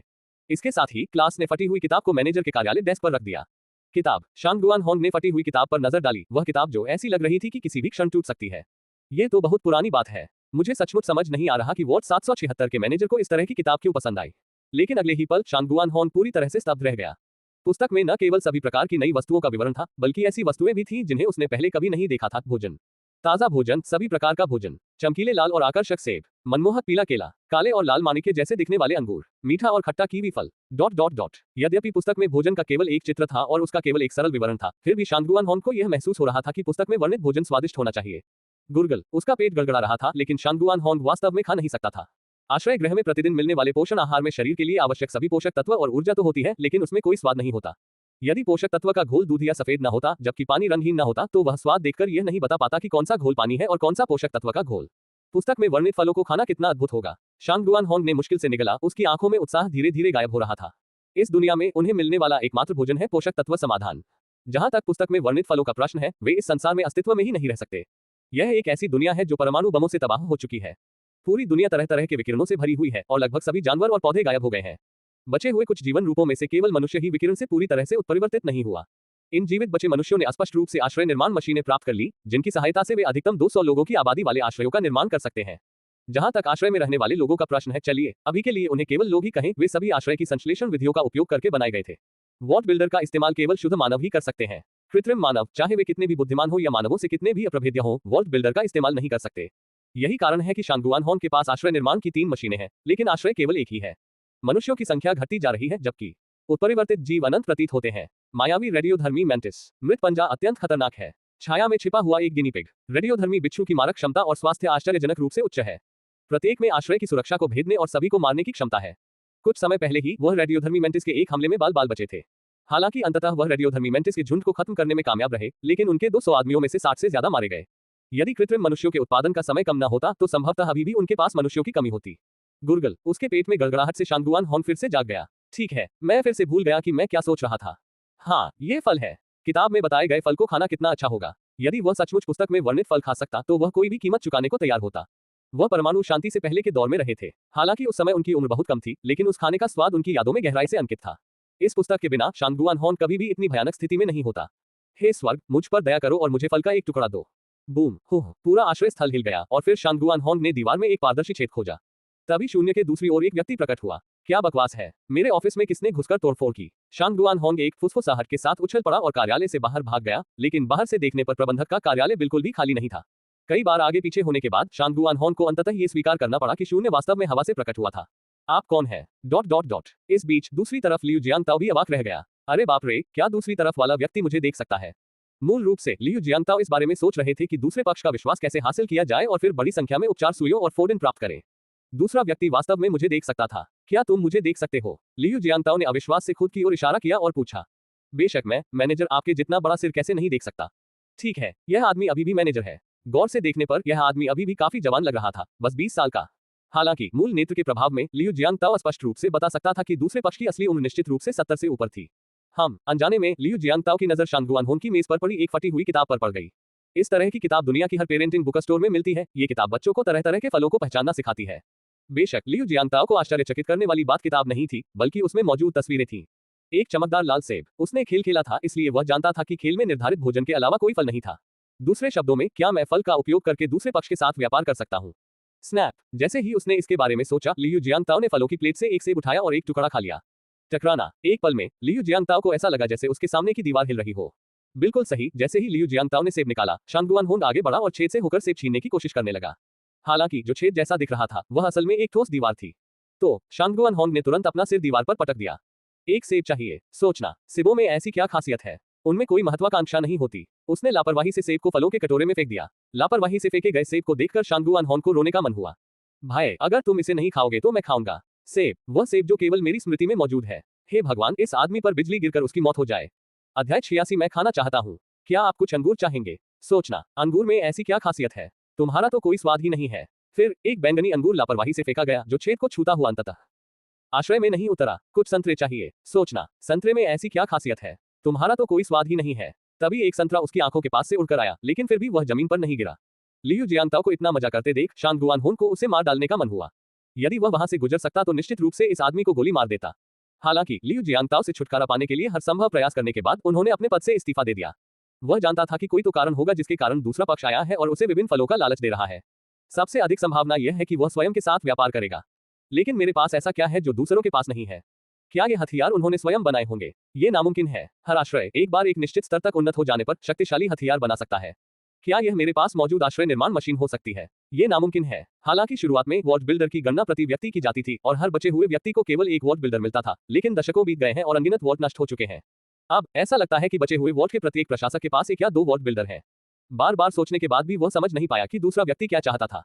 मालिक, दया करो और मुझे कुछ फल दो। तुम्हें क्या चाहिए? बस मुझे बताओ, मेरे पास जो कुछ भी होगा मैं तुम्हें दे दूंगा। अगर अभी मेरे पास नहीं भी है तो भी मैं तुम्हारे लिए उसे लाने का कोई रास्ता ढूंढ लूंगा। शांगुआन होंग को ऐसा महसूस हुआ कि वह अब ठीक से सोच नहीं पा रहा है। मेरी आंखें, मेरी लार, यहाँ तक कि मेरा मन भी तैरते हुए सेब, संतरे और अंगूर की छवियों से भरा हुआ है। गल्प। इसका स्वाद अवश्य ही स्वादिष्ट होगा। शांगुआन होंग को देखते हुए, जिसे उसने लगभग पूरी तरह से बर्बाद कर दिया था, लियू जियांगताओ थोड़ा हैरान रह गया। वाह, इस व्यक्ति में प्रलोभन के प्रति प्रतिरोध कितना कमजोर है। जो भी अच्छा सामान तुम्हारे पास है उसे निकालो और देखते हैं कि हम उसके बदले में कितना फल ले सकते हैं। ठीक है बॉस, मैं इसे तुरंत निकाल दूंगा। शांगुआन होंग एक फुसफुसाहट के साथ जमीन से उछला और खरगोश की तरह तेजी से बाहर निकला और जल्दी ही एक गोदाम में प्रकट हो गया। लियू जियांगताओ इस परिचित दृश्य को देखकर थोड़ा हैरान रह गए। अरे, ये वास्तव में खेल के समान ही है। बॉस, मेरे पास 200 उपचारात्मक सुइयां, फोर्डीन की 200 बोतलें, विभिन्न प्रकार के 372 हथियार और 272 उपकरण हैं। ओह, और मिस्टर क्राफ्ट्समैन के 10 खजाने के बक्से हैं जो अभी तक नहीं खोले गए हैं, और 16 पालतू जानवरों के बक्से हैं जो अभी तक नहीं खोले गए हैं।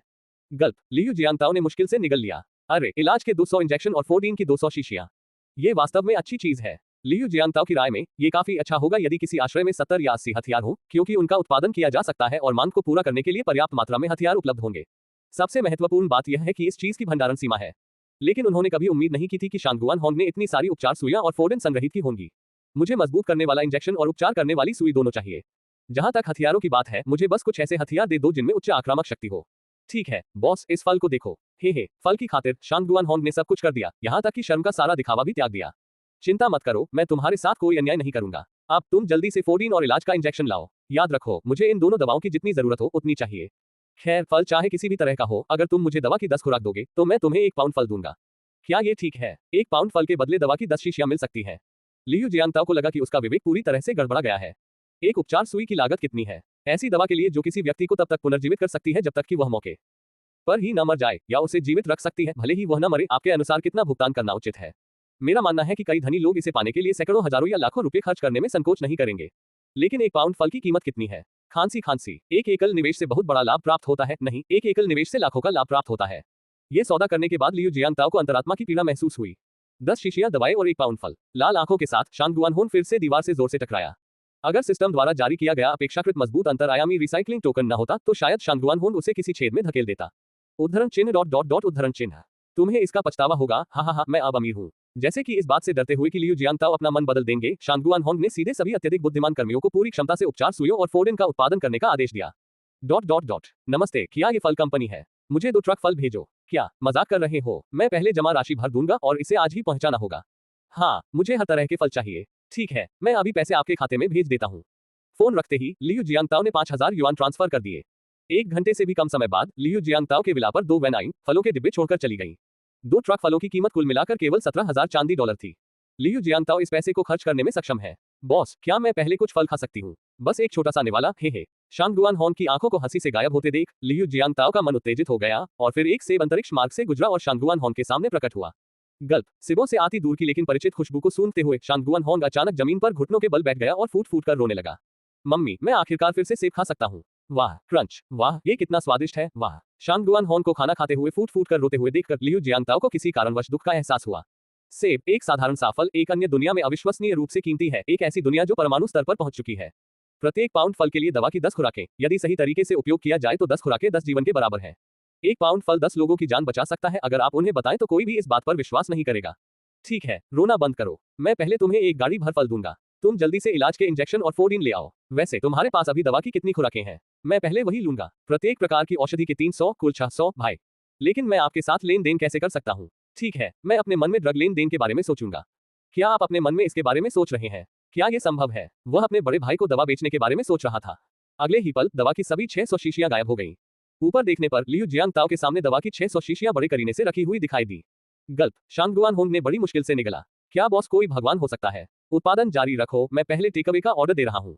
साथ ले जाएं। शांगुआन होंग की आंखें तुरंत लाल हो गईं। साथ ले जाएं। हालांकि मुझे याद है कि टेकआउट भोजन का पोषण मूल्य आमतौर पर औसत था और स्वाद भी औसत था, फिर भी सबसे खराब स्वाद वाला भोजन आश्रय में मौजूद बेस्वाद पोषक घोल से बेहतर था। बॉस, क्या आप? शांगुआन होंग को लार टपकाते देख लियू जियांगताओ अवाक रह गए। अरे यार, तुम तो मैनेजर हो, 200 लोगों के मुखिया हो, तुम ऐसा कैसे कर सकते हो? ये कैसा रहेगा? मैं देख रहा हूँ कि तुम्हारे पास यहाँ कुछ भी नहीं है। रात के खाने के बाद मैं अनिच्छा से सुपरमार्केट जाऊंगा। अगर तुम पर्याप्त चिकित्सीय सुइयां और फोर्डीन बना दो तो हे तुम समझ रहे हो कि मैं क्या कहना चाहता हूँ?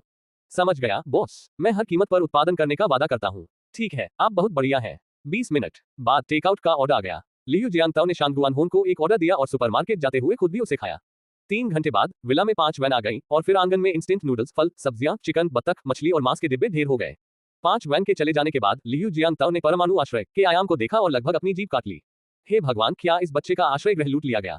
इतने सारे लोग कैसे मर गए? वास्तव में एक बार साफ और सुव्यवस्थित आश्रय अब जीर्ण हो गया था और यहाँ तक कि शांगुआन होंग घावों से ढका हुआ चिकित्सा सुइयों को घूर रहा था और खुद से बुदबुदा रहा था। एक इंजेक्शन और वह 10 पाउंड फल। 10 पाउंड फल, वाह। लियू जियांगताओ का चेहरा काला पड़ गया। अरे, अगर तुम मर गए तो तुम्हें फल का एक टुकड़ा भी नहीं मिलेगा। जल्दी करो और अपना टीका लगवाओ। टीका लगवाने के बाद मुझे बताओ कि तुम्हारे आश्रय का क्या हुआ। यह इतना बुरी तरह क्षतिग्रस्त कैसे हो गया? क्या यह इतनी बुरी तरह क्षतिग्रस्त हो गया था? ये गंभीर क्यों न हो? शांगुआन होंग आंसुओं के कगार पर था। अभी अभी रेडियोधर्मी बिच्छू दिखाई दिए। हे भगवान, 5 रेडियोधर्मी बिच्छू। इन 5 रेडियोधर्मी बिच्छुओं को मारने के लिए शांगुआन होंग ने इंसानों की जान चारा की तरह इस्तेमाल की। 150 से ज्यादा इंसानों की जान ली गई। शेष 40 लोग अब फोर्डीन और उपचार इंजेक्शन का उत्पादन करने के लिए कड़ी मेहनत कर रहे हैं। जब लियू जियांगताओ को पता चला तो वह पूरी तरह से अवाक रह गया। लोग एक निवाला खाने के लिए अपनी जान जोखिम में डालने को तैयार हैं। सिस्टम, यदि वह मर जाता है तो क्या लेन देन फिर भी जारी रह सकता है? दीदी, cross time space recovery order केवल एक ट्रांजैक्शन ऑब्जेक्ट की पहचान कर सकता है। अगर ट्रांजैक्शन ऑब्जेक्ट मर जाता है तो ट्रांजैक्शन अपने आप समाप्त हो जाएगा। ठीक है, हम सचमुच इस आदमी को मरने नहीं दे सकते। भाई शांगुआन, अब मैं तुम्हें आदेश देता हूं कि तुम बचे हुए लोगों की चोटों का तुरंत इलाज करो। बाकी बचे मृतकों को भी तुम्हें पुनर्जीवित करने का कोई रास्ता ढूंढना होगा। याद रखना, मैं मृतकों के साथ व्यापार नहीं करता। वाह बड़े भाई, आप कितने दयालु व्यक्ति हैं। ठीक है, मैं अभी बोतल के ढक्कनों का उपयोग करके मृत निवासियों को वापस जीवित कर दूंगा। जल्द ही निवासियों की संख्या 40 से बढ़कर 120 से अधिक हो गई। फिर इस आदमी के पास बोतल के ढक्कन खत्म हो गए। तुम्हारे बोतल के ढक्कन इतनी जल्दी खत्म हो गए? तुम सचमुच बहुत गरीब होगे। हाँ, गरीबी। मेरा भाई पहले से ही बहुत अमीर है। ठीक है, यदि रेडियोधर्मी बिच्छू न होते और दवाइयों को बचाने की आवश्यकता न होती तो इतने सारे लोग न मरते और निवासियों को बचाने के लिए इतने सारे बोतल के ढक्कन बर्बाद न होते। लेकिन अगर बॉस कहता है कि हम गरीब हैं तो हम गरीब ही रहेंगे। मैं कुछ नहीं कर सकता बॉस, मिशन बहुत मुश्किल है। जैसे ही एडमिनिस्ट्रेटर का ऑफिस खुला, मैंने लोगों को उस दुनिया जहां दिमाग खराब होता है वाले मिशन पर भेज दिया। तुम्हें अंदाजा भी नहीं है, वहां की मुश्किलें बहुत मुश्किल हैं और हम उन्हें हरा नहीं सकते। वे पहले ही राउंड में मारे गए। अध्याय 87, तिजोरी बनाने वाली मशीन। बहुत खूब। लियू जियांगताओ को ऐसा महसूस हुआ मानो 1 लाख अल्पाका उसके सिर पर टूट पड़े हो। यह आदमी न केवल गरीब है बल्कि बदकिस्मत भी है। रुको, मैं तुम्हें इस दुनिया के सभी सवालों के जवाब दूंगा जिनके लिए तुम्हें अपना सिर देना पड़ सकता है, फिर तुम किसी को भेज सकते हो। मैंने अपना कंप्यूटर चालू किया, सिर खोने के बारे में प्रश्न खोजे, उन्हें डाउनलोड किया और प्रिंट किया। 5 मिनट बाद शांगुआन होंग के हाथ में कागज की एक हल्की A4 शीट दिखाई दी। कांपते हाथों से शांगुआन होंग ने अपने सामने रखे कागज के टुकड़े को उठाया। ऐसा महसूस हो रहा था जैसे वह कोई पहाड़ पकड़े हुए हो। ये बहुत भारी है। 1 मिनट बाद निवासियों के एक समूह को बाहर भेजा गया। 2 मिनट बाद बोतल में तेजी आई और निवासी world of head loss mission में दिखाई दिए। 5 मिनट बाद सभी प्रश्नों के उत्तर बिना किसी गलती के दे दिए गए। 6 मिनट बाद बोतल की गति बढ़ने के कारण निवासी आश्रय में वापस आ गए। अतिरिक्त 10,000 बोतल के ढक्कन देखकर शांगुआन हॉन फूट फूट कर रोने लगा। मम्मी, अब मुझे बोतल के ढक्कन न होने की चिंता नहीं करनी पड़ेगी।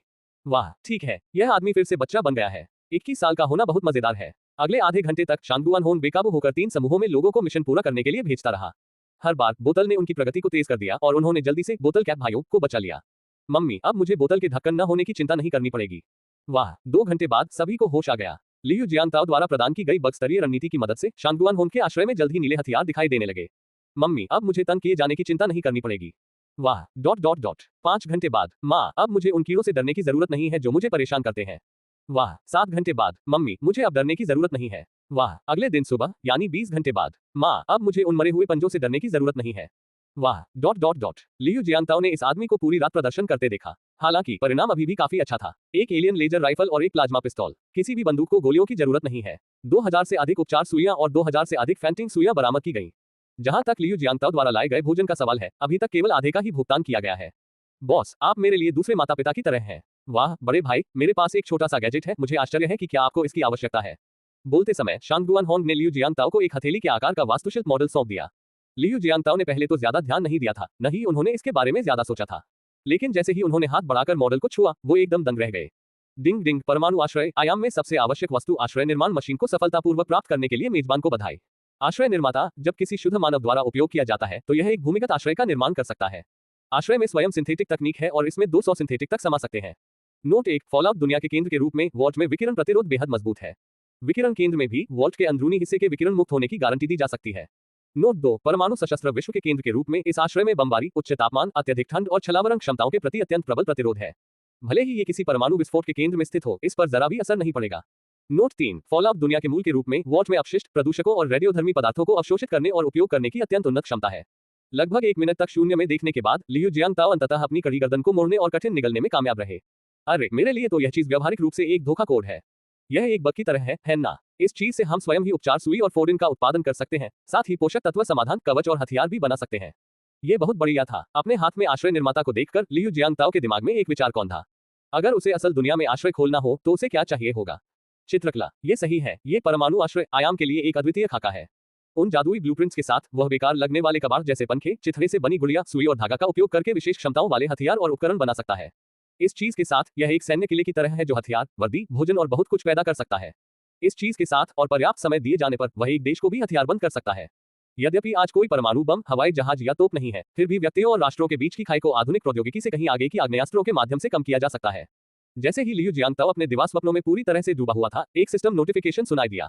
डिंग, हमने आश्रय निर्माता द्वारा स्वायत्त रूप से ले जाए जा रहे खतरनाक जैविक जीन का पता लगाया है।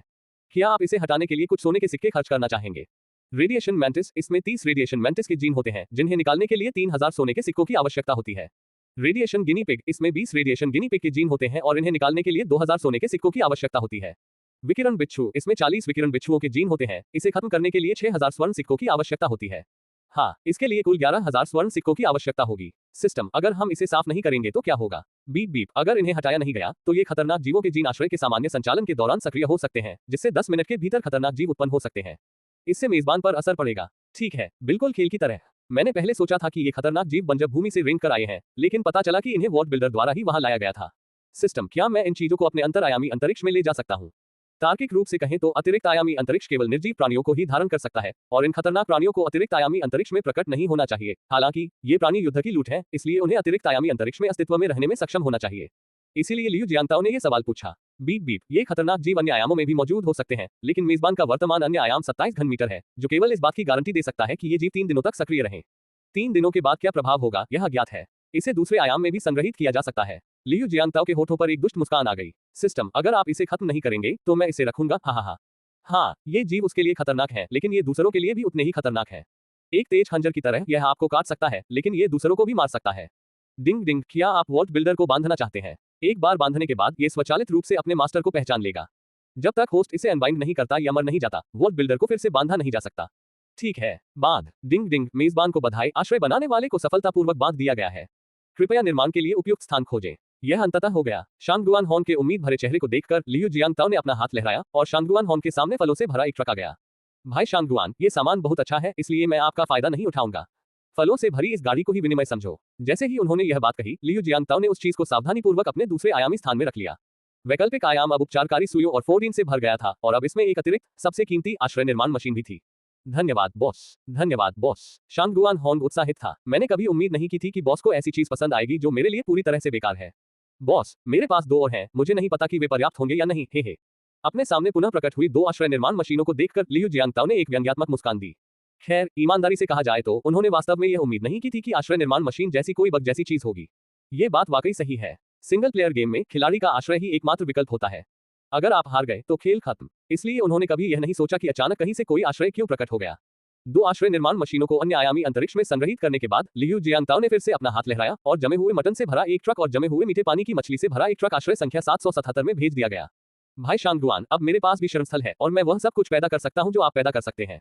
लियू जियांगताओ के शब्दों को सुनकर शांगुआन होंग की मुस्कान तुरंत गायब हो गई और उसकी जगह निराशा की हल्की भावना ने ले ली। मैंने कभी इसकी उम्मीद नहीं की थी। मैं पहले सोच रहा था कि मैं इन चीजों को लंबे समय तक खा सकता हूं, लेकिन पता चला कि हमने सोने के अंडे देने वाली मुर्गी को मार दिया है।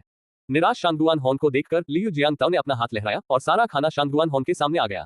ज्यादा दुखी मत हो भाई, दरअसल हमारे लेन देन का समय तय है और 24 घंटे से ज्यादा नहीं हो सकता। अभी भी 4 घंटे बाकी है। ऐसा क्यों ना हो, हमें औषधियां बनाने की जरूरत नहीं है। जाओ और अपने आदमियों से जल्द मिशन पूरा करवाओ। मुझे ब्लूप्रिंट चाहिए, हर तरह के हथियारों और उपकरणों के ब्लूप्रिंट। साथ ही मिस्टर क्राफ्ट्समैन और विशेष योग्यता वाले पालतू जानवर। हाँ, अगर कोई आश्रय निर्माण मशीनें हैं तो मुझे उनकी भी जरूरत है। जैसे ही उन्होंने यह बात कही, लियू जियांगताओ ने गमले में लगा पौधा, जो कुमक्वट फल का पौधा था, कमरे से शेल्टर 777 में ले जाकर रख दिया और आगे कहा, पिछले 4 घंटों के लिए मैं तुम्हें ये फलदार वृक्ष दूंगा जो दीर्घावधि तक फल दे सकते हैं, साथ ही जीवित मछलियां, भेड़ें और अन्य जीव भी। तुम्हें जितनी जरूरत है उतनी ही मुझे भी मिल सकती है, जितनी तुम्हें इन दीर्घावधि उत्पादक खजानों की जरूरत है। हरे भरे कुमकुम के पत्तों और नारंगी कुमकुम को देखकर शांगुआन होंग इस बार उत्साह से नहीं चिल्लाया, न ही उसने जोर से लियू जियांगताओ के प्रति अपनी प्रशंसा व्यक्त की। शांगुआन होंग ने अपने सामने रखे कुमक्वट बोनसाई को लगभग 3 मिनट तक चुपचाप देखा, उसके बाद कांपते हाथों से बोनसाई को सावधानीपूर्वक प्रबंधक के कार्यालय में ले गए। सचिव, तुरंत आदेश जारी करें, सभी योग्य कर्मियों को बाहर जाकर मिशन पूरा करना होगा। प्रशासक के कार्यालय में आने वाले मिशन बोतल का उपयोग करके पूरे किए जाने चाहिए। बंजर भूमि पर जाने वालों को 3 घंटे 50 मिनट के भीतर बोतल का उपयोग करके वापस आना होगा। अध्याय 88 हुआ शिशिन का सदमा। 3 घंटे 55 मिनट बाद, जब लेन देन में केवल 5 मिनट बचे थे, शांगुआन होंग ने लियू जियांगताओ को 120 हथियार ब्लूप्रिंट और 90 उपकरण ब्लूप्रिंट सौंप दिए, साथ ही 3 अन्य आश्रय निर्माण मशीनें भी। वे 3 आश्रय निर्माण मशीनें किसी अन्य व्यक्ति के साथ व्यापार के माध्यम से प्राप्त की गई थी। इसके बदले में केवल कुमक्वट बोनसाई की कीमत चुकाई गई थी। बेशक अगर इन 3 आश्रय निर्माण मशीनों का मालिक एक सुंदर लड़की नहीं होती, तो शांगुआन होंग ने वास्तव में उनके लिए गमले वाले पौधों जैसी अच्छी चीज का व्यापार नहीं किया होता। कहते हैं कि जिस लड़की को बोनसाई मिली थी, वह इतनी खुश थी कि कई दिनों तक सो नहीं पाई। कई दिनों तक ध्यान से सोचने के बाद उसे लगा कि शांगुआन होंग के पास सिर्फ यही एक बोनसाई नहीं है, बल्कि और भी हो सकती है।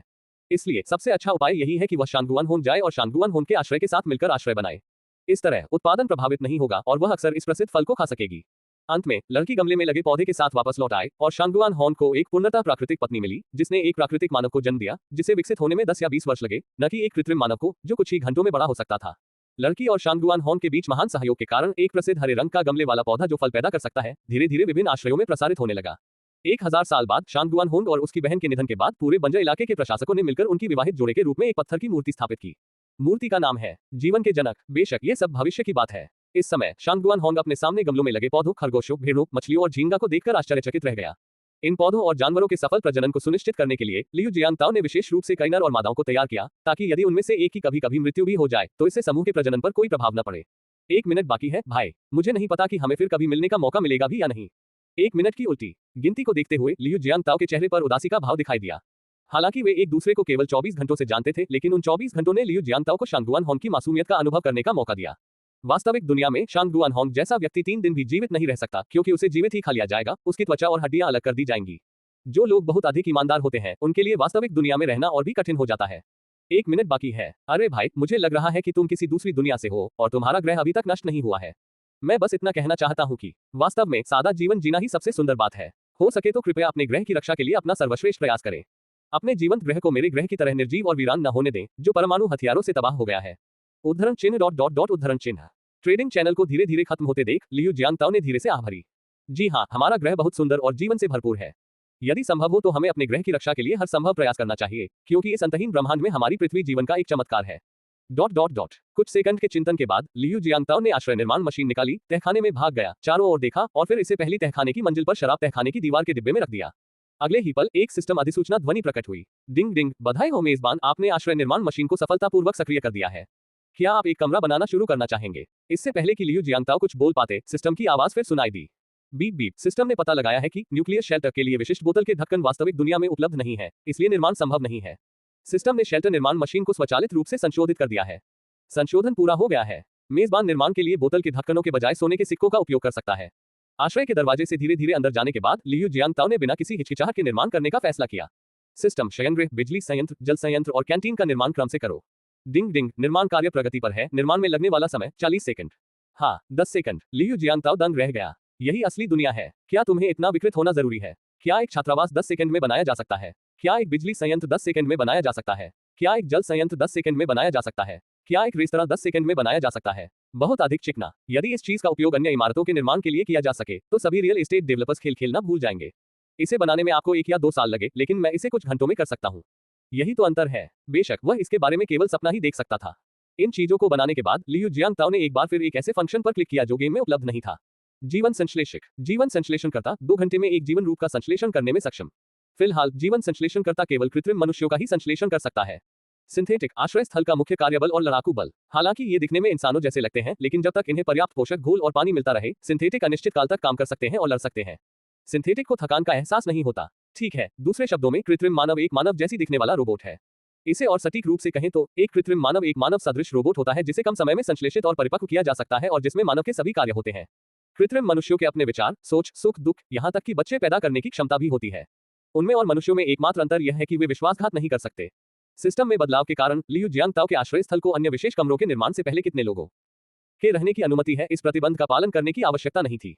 इसके अलावा उनके पास पर्याप्त सोने के सिक्के थे, इसलिए उन्होंने परमाणु ऊर्जा संयंत्र और परमाणु कारखाने का निर्माण शुरू करने से पहले एक ही झटके में 30 मंजिला लिफ्ट बना दी।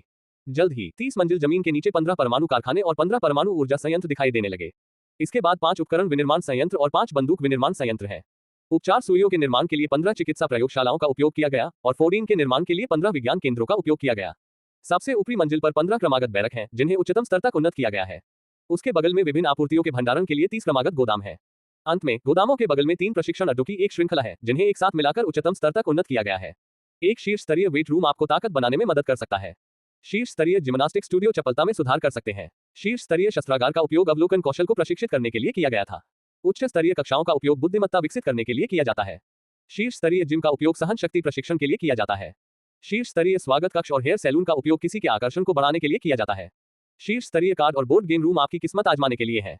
ये कहा जा सकता है कि लियू जियांगताओ ने हर संभव कमरा बनाया। लियू जियांगताओ ने तो उन प्रसारण कक्षों का भी निर्माण किया जो व्यावहारिक रूप से बेकार थे। बेशक लियू जियांगताओ ने प्रशासक के कार्यालय को तीसरे तहखाने के स्तर पर बनाने की व्यवस्था की, जो आश्रय का पहला तहखाने का स्तर है। उत्पादन प्रक्रिया में 200 महिला कृत्रिम मनुष्यों को देखकर लियू जियांगताओ थोड़ा मुस्कुराए। ऐसा नहीं है कि यह लड़का कामुक है, लेकिन अगर उसे विकल्प दिया जाए तो वह फिर भी सुंदर महिलाओं से घिरा रहना पसंद करेगा। इस बारे में बोलते हुए मुझे यह उल्लेख करना होगा कि लियू जियांगताओ ने 20,000 सोने के सिक्के खर्च किए ताकि यह सुनिश्चित किया जा सके कि भविष्य के सभी कृत्रिम मनुष्यों को बेतरतीब ढंग से सुंदर महिलाओं में बदल दिया जा सके। खांसी। सब कुछ हो जाने के बाद लियू को पता चला कि उसके 1.65 मिलियन सोने के सिक्कों में से केवल 1.05 मिलियन ही बचे हैं। मैंने कभी नहीं सोचा था कि मैं इतने कम समय में 600,000 स्वर्ण सिक्के खर्च कर दूंगा। 200 कृत्रिम मानव, 400 घंटे बाद आश्रय पूरी तरह से बनकर तैयार हो गया। ये सब करने के बाद लियू जियांगताओ तुरंत अपनी पूर्ण शांति की स्थिति से बाहर आ गया। जिस क्षण वह पीछे हटा, लियू जियांगताओ को ऐसा लगा जैसे उसका पूरा शरीर खोखला हो गया हो और वह तुरंत गहरी नींद में सो गया। वह नींद 2 दिन और 2 रात तक चली। इस बारे में बात करते हुए मुझे हुआ शिसान का जिक्र करना होगा, जो 3 दिन पहले पुलिस स्टेशन में लियू जियांगताओ का इंतजार कर रहा था। 3 घंटे इंतजार करने के बाद आखिरकार थाना प्रमुख ने उसे बड़े प्यार से थाने से जाने को कहा। बेशक उस बूढ़े बदमाश हुआ शिसान को इतनी आसानी से जाने के लिए नहीं कहा जा सकता था, लेकिन जब ड्यूटी पर तैनात पुलिस वालों ने उसे बताया कि झेंझुआ होटल में एक आम आदमी एक एड्स मरीज को चूम रहा है, तो वह बूढ़ा और चुप नहीं बैठ सका। वह भागा, एक टैक्सी बुलाए और चला गया। यह तो सचमुच बहुत तेज गति और चपलता है। हुआ शिसान की तुलना में, जो कुछ भी नहीं जानती थी, बॉम्ब सिस्टर, जो लियू जियांगताओ की पहचान जानती थी, 3 दिन और 3 रात तक करवटें बदलती रही। बम सिस्टर चुपचाप लियू जियांगताओ के किराए के कमरे में बैठी रही, उसके वापस आने का इंतजार करती रही, लेकिन 3 दिन और 3 रात 72 घंटे तक लियू जियांगताओ वापस नहीं आया। जैसे ही बॉम्ब गर्ल इस बात पर विचार कर रही थी कि लियू जियांगताओ को कॉल करे या नहीं, तभी एक कॉल आई। स्क्रीन पर असली नाम देखकर बॉम्ब गर्ल लगभग फूट कर रोने लगी। नमस्ते। बम गर्ल स्पष्ट रूप से महसूस कर सकती थी कि उसकी आवाज कांप रही है। अरे बहन, मुझे बहुत भूख लगी है, मेरे लिए कुछ खाने को लाओ। और मैं फिर अस्पताल क्यों हूँ? क्या मैं फिर बेहोश हो गई? फोन पर बाइजू की आवाज सुनकर बॉम्ब सिस्टर के चेहरे से बड़े आंसू बह निकले और वह फ्लॉप फ्लॉप की आवाज के साथ जमीन पर गिर पड़ी। ठीक है, मैं अभी तुम्हारे लिए खाना बनाती हूँ और थोड़ी देर में ले आती हूँ। आधे घंटे बाद सिस्टर बॉम्ब एक थमस लिए बाइजू के अस्पताल के कमरे में प्रकट हुई और कोने में लगे एक छिपे हुए कैमरे की ओर इशारा किया। आखिरकार उन्हें वह आदमी दिख गया जिसका वो 72 घंटे से इंतजार कर रही थी। लियू जियांगताओ, यह शापित आदमी बाइजू के अस्पताल के कमरे में आया और जल्दी से उसके शरीर के हर एक पॉइंट में चांदी की सुइयां चुभो दी। 15 मिनट बाद चांदी की सुइयां निकाल ली गई और फिर बाइजू के हाथ में एक इंजेक्शन लगाया गया। फिर बाइजू ने अपना शरीर घुमाया और कुछ सेकंड बाद वह जाग गई। जहां तक उस आदमी की बात है, वह तो बाइजू के होश में आने से पहले ही चला गया था। एक फोन कॉल ने हुआ शिसान को बुलाया, जिसने बताया कि लियू जियांगताओ फिर से प्रकट हो गए हैं। उन्होंने बाइजू का इलाज किया है और उसे एक इंजेक्शन भी दिया है। हुआ शिसान ने फिर बाइजू की ध्यान से जांच की और अंत में बूढ़े व्यक्ति को लगा जैसे वह पागल हो रहा है। उसका शरीर मूलतः नष्ट हो चुका था, लेकिन उसकी जीवन शक्ति असाधारण रूप से मजबूत थी। एक ही व्यक्ति में ऐसी विरोधाभासी परिस्थितियां उत्पन्न होना सर्वथा असंभव है। हालांकि ये सच्चा अस्तित्व इस क्षण में बिखर गया था। उसका शरीर धीरे धीरे टूट रहा था, लेकिन उसकी जीवन शक्ति ने बाइजू के सामान्य जीवन को सहारा दिया। इतना ही नहीं, इससे बाइजू को होश में आने में भी मदद मिली। वह ऐसा नहीं कर सकता था और उसके जानने वाले लोग भी ऐसा नहीं कर सकते थे। यहाँ तक कि उनके दिवंगत गुरु, एक प्रसिद्ध चिकित्सक जिन्हें हुआ तुओ, एक महान चीनी चिकित्सक के रूप में जाना जाता था, केवल उसके जीवन को आधे महीने तक बढ़ा सके, लेकिन बाइजू को बिल्कुल भी होश में नहीं ला सके। हालांकि ये सब असंभव था, फिर भी एक युवक ने इसे पूरा कर दिखाया। अध्याय 89, युवक मरने वाला है। 24 कृत्रिम मनुष्यों को उपयुक्त स्थान पर बिठाने के बाद लियू जियांगताओ छत पर चढ़ गया। आसपास के फूलों और पौधों की फुसफुसाहट और पक्षियों की चंचल चहचहाहट सुनकर अनायास ही लियू जियांगताओ के होठों पर मुस्कान आ गई। अभी अभी जब वह आश्रय में दाखिल हुआ तो रेडियोधर्मी मेंटिस प्रकट हुआ। अरे वाह, उस रेडिएटेड मेंटिस को देखकर, जो कम से कम 1 मीटर लंबा और 60 सेंटीमीटर ऊंचा था, एक बड़े वुल्फहाउंड जैसा दिख रहा था, लियू जियांगताओ वास्तव में तुरंत डर गया। बेशक इस बच्चे के अनुसार इसे रणनीतिक बदलाव कहा जाता है। फिर उसने सभी 5 रेडिएंट मेंटिस को दूसरे आयाम में एकत्रित किया। एक और बात, दूसरे आयाम में प्रवेश करने के बाद रेडिएंट मेंटिस दूसरे आयाम में स्थिर हो गया। सिस्टम शॉप को रिफ्रेश करो, मुझे देखने दो कि क्या कुछ अच्छा है। डिंग, 1000 सोने के सिक्के काटे गए। सिस्टम शॉप रिफ्रेश सफल। अगले ही पल लियू जियांगताओ पूरी तरह से हक्का बक्का रह गया। नीचे वाले विकल्प को गौर से देखते हुए 20 वर्ष का जीवनकाल, 510,000 स्वर्ण सिक्के। धतेरी की 20 साल हो गए। लियू जियांगताओ उत्साह से इतना ऊपर कूद गया कि वह लगभग विला की छत से गिर गया। इस वजह से लियू जियांगताओ ने विला नंबर 11 की छत देखी। बूढ़ा आदमी, जो सिर्फ 3 दिन पहले जोश से भरा था, अब भयभीत लग रहा था। उसे घूर रहा था जो इतना उत्साहित था। दादाजी, क्या आप उत्साहित नहीं है? क्या आप खुश नहीं है? हा, उत्साहित? क्या तुम खुश हो? वह मरने वाला है, इसमें उत्साहित होने की क्या बात है? बूढ़े आदमी को उस पागल लियू जियांगताओ से कोई परेशानी नहीं है। 20 साल की उम्र खरीदो। डिंग डिंग, बधाई हो मेजबान, आपने 510,000 सोने के सिक्कों के लिए सफलतापूर्वक 20 साल का जीवनकाल खरीदा है। अगले ही पल लियू जियांगताओ को अपने पूरे शरीर में आराम का एहसास हुआ, मानो सूखी धरती पर आखिरकार बारिश हो गई हो। मैं जीवन के पोषण में पूरी तरह डूब गया था। काफी देर बाद लियू जियांगताओ ने अपनी व्यक्तिगत विशेषताओं पर नजर डाली, एक पल के लिए हिचकिचाया और फिर गोल्ड लेवल लॉटरी व्हील पर क्लिक किया। System, gold level lottery wheel को सक्रिय करें। डिंग डिंग, बधाई हो होस्ट, आपने गोल्ड लेवल लॉटरी व्हील का सफलतापूर्वक उपयोग कर लिया है। क्या आप अब लॉटरी शुरू करना चाहेंगे? उद्धरण चिन्ह उद्धरण चिन्ह। डिंग डिंग, बधाई हो होस्ट, आपने सफलतापूर्वक 3 ब्रेकथ्रू पिल्स निकाल लिए हैं। सफलता की गोली उपयोग के बाद यह उपयोगकर्ता को नश्वर शरीर को तोड़ने में मदद कर सकती है। वर्तमान विशेषताओं के आधार पर यह विशेषता बिंदुओं के एक बिंदु को लड़ाकू शक्ति के एक बिंदु में परिवर्तित करती है और अर्जित मार्शल आर्टिस्ट क्षेत्र में प्रवेश करती है। ध्यान दें, ब्रेकथ्रू पिल लेने पर आपके व्यक्तिगत गुण जितने मजबूत होंगे, प्रसवोत्तर मार्शल आर्टिस्ट के रूप में आपकी नींव उतनी ही मजबूत होगी। अधिकतम व्यक्तिगत गुण सीमा 100 अंक है। अधिकतम शेष जीवनकाल 100 वर्ष है। इसे कई बार पढ़ने के बाद और यहाँ तक कि हृदय जल की तरह शांत मनस्थिति का उपयोग करने के बाद लियू जियांगताओ को अंततः ब्रेकथ्रू पिल का महत्व समझ में आया। आम आदमी की भाषा में कहें तो, चाहे आप मात्र 10 विशेषता अंकों वाले कोई भी व्यक्ति हो या 100 अंकों वाले कोई महामानव, जब तक आप ब्रेकथ्रू पिल लेते हैं, आप नश्वर शरीर से सीधे अर्जित मार्शल दायरे में पहुंच सकते हैं। हालांकि परिवर्तन के बाद विशेषता अंक केवल 10 के मामूली अंश रह जाते हैं। अर्जित क्षेत्र के पहले स्तर से दूसरे स्तर पर जाने पर आक्रमण शक्ति में केवल 1 अंक की वृद्धि होती है और 100 विशेषता अंकों वाले उस अद्भुत पात्र की आक्रमण शक्ति स्तर 1 से स्तर 2 तक बढ़ने पर 10 अंकों से बढ़ जाएगी। और ऐसा हर बार होता है जब आप स्तर ऊपर करते हैं।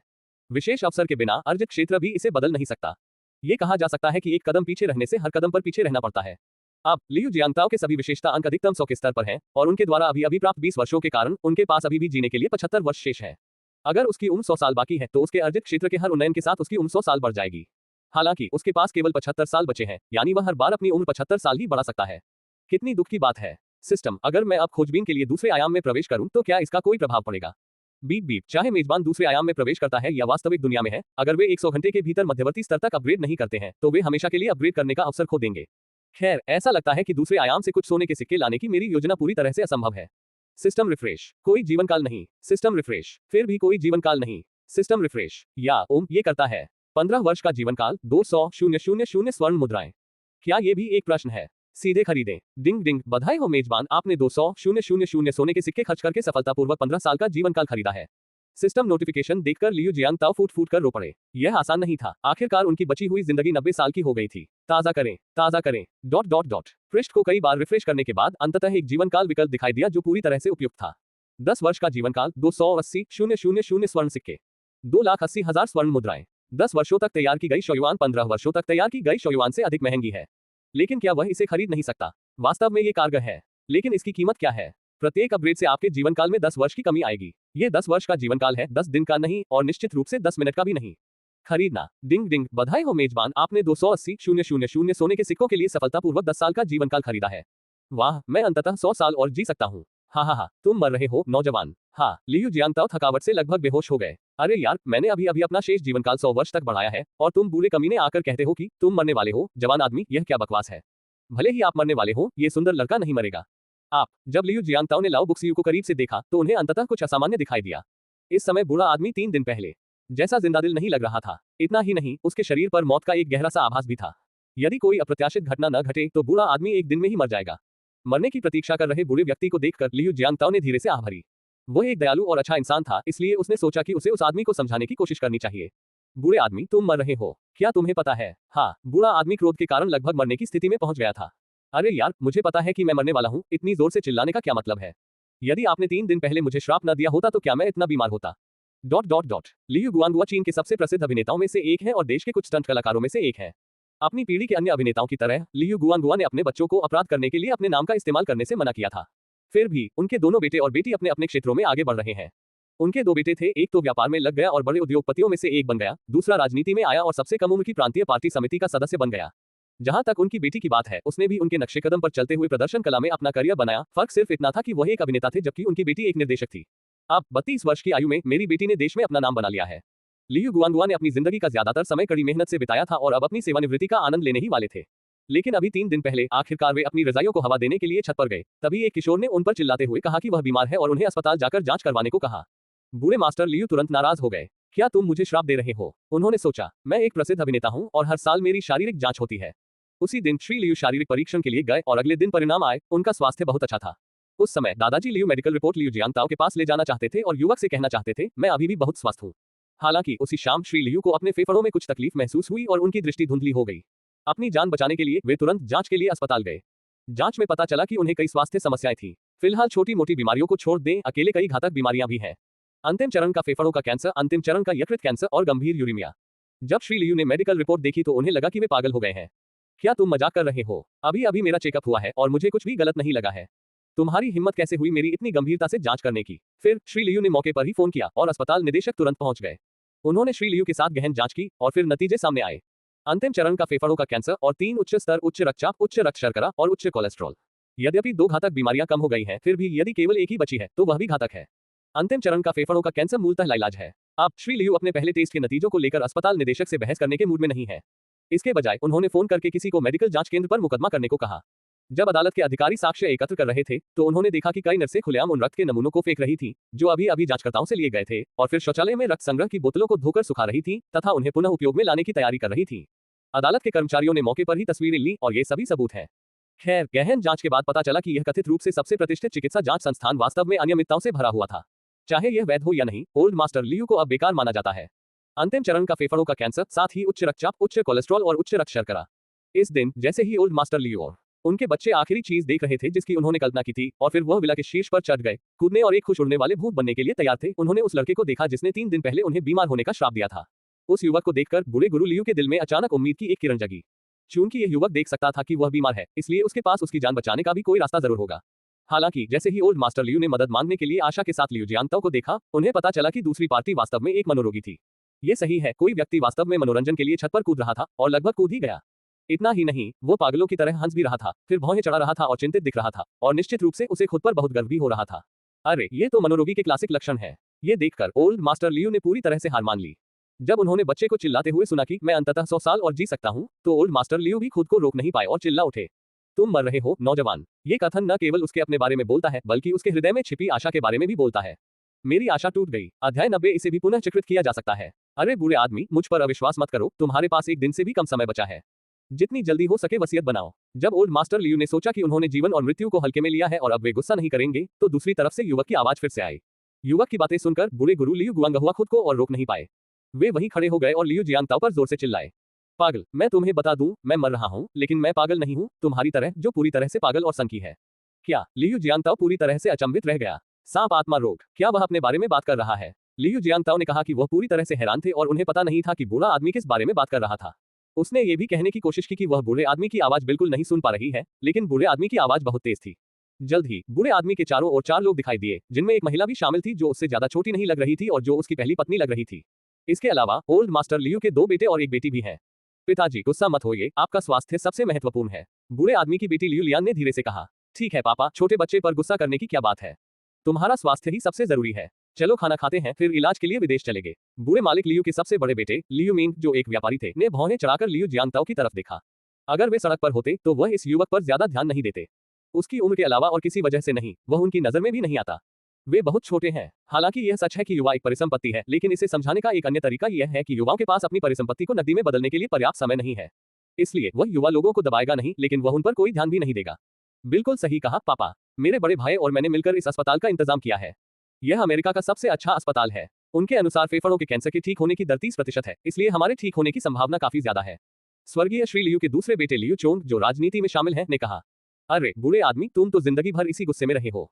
तुम बूढ़े हो रहे हो और तुम्हें अभी भी नहीं पता कि इसे कैसे बदला जाए। तुम 40 या 50 के हो चुके हो और तुम अभी भी एक बच्चे से बहस कर रहे हो। तुम्हें शर्म नहीं आती? बूढ़े मास्टर लियू की पत्नी वांग मीजी ने गुस्से से कहा। जब उनके 3 बच्चे बोले तो ओल्ड मास्टर लियू ने उन्हें पूरी तरह से अनसुना कर दिया, लेकिन जैसे ही वांग मीजी ने अपना मुंह खोला, ओल्ड मास्टर लियू तुरंत नर्म पड़ गए। हालांकि वह अभी भी लियू जियांगताओ को गुस्से से घूर रही थी, लेकिन उसने उसे कोई और गाली नहीं दी। ये देखकर लियू जियांगताओ अपनी हंसी रोक नहीं सके। वास्तव में यद्यपि वह बूढ़ा बदमाश अभी बहुत क्रोधित था, फिर भी उसके शरीर पर मृत्यु की आभा कुछ हद तक समाप्त हो गई है। यह आश्चर्यजनक लगता है, लेकिन वास्तव में ये बहुत सरल है। हालांकि क्रोध उपचार के लिए हानिकारक है, लेकिन ये पूर्णतः नहीं है। जैसे अभी अभी ओल्ड मास्टर लियू को गुस्सा नहीं आया था, लेकिन उन्होंने जीवन की सांसें खो दी थी और मृत्यु की आभा से भर गए थे। लियू जियांगताओ ने जानबूझकर बूढ़े मास्टर लियू को उकसाया, जिससे वह कुछ समय के लिए अपनी बीमारी भूल गए और वापस लड़ने लगे। इससे बूढ़े मास्टर लियू की लड़ाकू भावना भी कुछ हद तक प्रेरित हुई और अस्थायी रूप से उनकी जीवन शक्ति वापस आ गई। ये देखते हुए कि ओल्ड मास्टर लियू में सुधार के संकेत दिख रहे थे, लेकिन फिर उनकी हालत फिर से बिगड़ने लगी, लियू जियांगताओ ओल्ड मास्टर लियू को इतनी आसानी से कैसे छोड़ सकते थे। अरे बूढ़े बदमाश, तुम लगभग मर ही गए हो और अभी भी मुझे कोस रहे हो। मैं तुम्हें बता दूं, अगर तुम्हारी बेटी इतनी सुंदर न होती तो क्या तुम्हें लगता है कि यह सुंदर लड़का तुम्हारे साथ कभी झगड़ा भी करेगा? क्या लाओ ताजू की बेटी? मौके पर ओल्ड मास्टर लियू, एक उग्र अजगर की तरह जिसके शिल्कों में छेद कर दिया गया हो, लियू जियांगताओ पर दहाड़ा। पागल, क्या तुमने मेरी बेटी पर डोरे डालने की हिम्मत की? मैं तुम्हें मार डालूंगा, मैं तुम्हें जरूर मार डालूंगा। बूढ़े मास्टर लियू की मुद्रा को देखते हुए, अगर उनके दोनों बेटे उन्हें रोक नहीं रहे होते तो बूढ़ा आदमी वास्तव में लियू जियांगताओ के लिए परेशानी पैदा करने के लिए नीचे कूद सकता था। मुझे मार डालोगे? फिर आओ, तुम्हारे पास जीने के लिए एक दिन भी नहीं बचा है और तुम अभी भी इस खूबसूरत आदमी को मारना चाहते हो। सपने देखो, तुम निर्दयी बूढ़े बदमाश, तुम्हारे पास जीने के लिए बस कुछ ही घंटे बचे हैं और तुम अभी भी इस खूबसूरत आदमी को मारने की कोशिश में यहाँ हंगामा मचा रहे हो। ठीक है, फिर आओ। अगर तुम आकर इस खूबसूरत आदमी को नहीं मारोगे तो मैं जरूर आकर तुमसे निपट लूंगा। मानो अभी भी संतुष्ट न हो, लियू जियांगताओ ने बोलना जारी रखा। मैंने पहले ही तुमसे निपट लिया है, ये सुंदर लड़का तुम्हारी बेटी से भी निपटने वाला है। हा हा। बकवास, मेरा स्वभाव बहुत खराब है। बूढ़े लियू ने अपने दोनों बेटों की बाहें झटक दी और सड़क पर भागे, लेकिन 2 कदम चलने के बाद ही वह जमीन पर गिर पड़े। दादाजी लियू को जमीन पर लेटे और भारी सांस लेते हुए देखकर लियू जियांगताओ फिर चिल्लाया। क्या तुम जानते हो कि तुम इस खूबसूरत लड़के को नहीं मार सकते, इसलिए तुम मुझे 100 मीटर दूर से गिराकर धोखा देने की कोशिश कर रहे हो? सपने देखो, तुम बूढ़े बदमाश। आप लियू मिंग और लियू चोंग अपने पिता का इस तरह अपमान कैसे सहन कर सकते थे? दोनों भाइयों ने तुरंत गालियां देनी शुरू कर दी और चिल्लाने लगे कि वे बच्चे को मार डालेंगे। लेकिन ये बच्चा बेशर्मी से जोर से हंसा। हा, तुम तीनों कमीनों को लगता है कि तुम इस खूबसूरत लड़के को मार सकते हो। तुम रुको, मैं तुम्हारे पूरे परिवार का ख्याल रखूंगा। जोर से चिल्लाते हुए लियू जियांगताओ नीचे की ओर दौड़ा। कोट पहने बिना ही उसने मेज से चांदी की सुइयां और ट्रीटमेंट सुइयां उठाई और विला नंबर 11 की ओर दौड़ा। बैंग बैंग बैंग, दरवाजा खोलो, हिम्मत है तो दरवाजा खोलो। देखते हैं ये खूबसूरत लड़का तुम्हारे पूरे परिवार के साथ कैसा व्यवहार करता है। मैं इसे दबाऊंगा। दोनों भाइयों ने पहले तो सोचा कि बच्चा मजाक कर रहा है और वास्तव में आने की हिम्मत नहीं करेगा, लेकिन वे तुरंत ही आग बबूला हो गए। अरे, मैंने इतना घमंडी व्यक्ति कभी नहीं देखा। उन्होंने पहले ही हमें शाप दे दिया है और अब वे मेरे पूरे परिवार से निपटने के लिए मेरे दरवाजे पर आ गए हैं। मेरे परिवार में एक बिजनेस टाइकून, राजनीति का एक उभरता सितारा, एक होनहार निर्देशक और एक शीर्ष अभिनेता शामिल है। यहाँ तक कि मेरी साधारण सी दिखने वाली माँ के भी एक उच्च पदस्थ सैन्य अधिकारी के साथ अच्छे संबंध हैं। तुम्हें मेरे पूरे परिवार के साथ खिलवाड़ करने की हिम्मत किसने दी? मछली लियोंग, या ये 6 आंखों वाली उड़ने वाली मछली है? मैं दरवाजा खोलूंगा। सबसे पहले नियंत्रण खोने वाला सबसे छोटा लड़का लियू लियान था। लियू लियान ने अपने पास रखी बांस की कड़ी छड़ी पकड़ी और फुसफुसाहट के साथ नीचे की ओर भागी। उस युवती को देखकर जो दरवाजे से बाहर निकली, उसे बेत से कुचलकर मार डालने के लिए तैयार। खांसी, वह काफी विकसित दिख रही थी। चलो बस इतना ही कहें, वैसे भी वह औसत महिला से अधिक विकसित थी। उसका फिगर स्नो व्हाइट के डी कप से भी अधिक विस्फोटक है। यहाँ तक कि बम जैसी छाती वाली महिला जो F कप तक पहुंच गई है, वह भी इस महिला जितनी अच्छी नहीं हो सकती। क्या यह महिला पपीते के बीच पली बड़ी है? एक खामोश शिकायत बुदबुदाते हुए लियू जियांगताओ ने लियू लियान के हाथ से बेत छीन ली, उसे तेजी से हिलाया और छीन लिया। फिर वह लियू लियान से अलग हटकर तेजी से बोला, मुझे माफ करना, अब समय नहीं बचा है। अगर हम और इंतजार करेंगे तो बूढ़े आदमी को बचाना नामुमकिन हो जाएगा। हाँ, लियू लियान थोड़ा हैरान रह गई जब उसने लियू जियांगताओ को आगे बढ़ते देखा। यदि हम और अधिक प्रतीक्षा करें तो क्या सचमुच उस बूढ़े व्यक्ति को बचाया नहीं जा सकेगा? क्या चल रहा है? क्या ये बच्चा यहाँ मुसीबत खड़ी करने नहीं आया था? ये कैसे कह रहा है कि वो किसी को बचा रहा है? हालांकि वह उलझन में थी, लियू लियान जल्दी से उसके पीछे पीछे चली गई। जब वह दूसरी मंजिल पर पहुंची तो उसने देखा कि उसके दो बड़े भाई लियू मिंग और लियू चोंग जमीन पर लेटे हुए थे, अपनी आंखें ढके हुए थे और ऊपर चढ़ते हुए कराह रहे थे।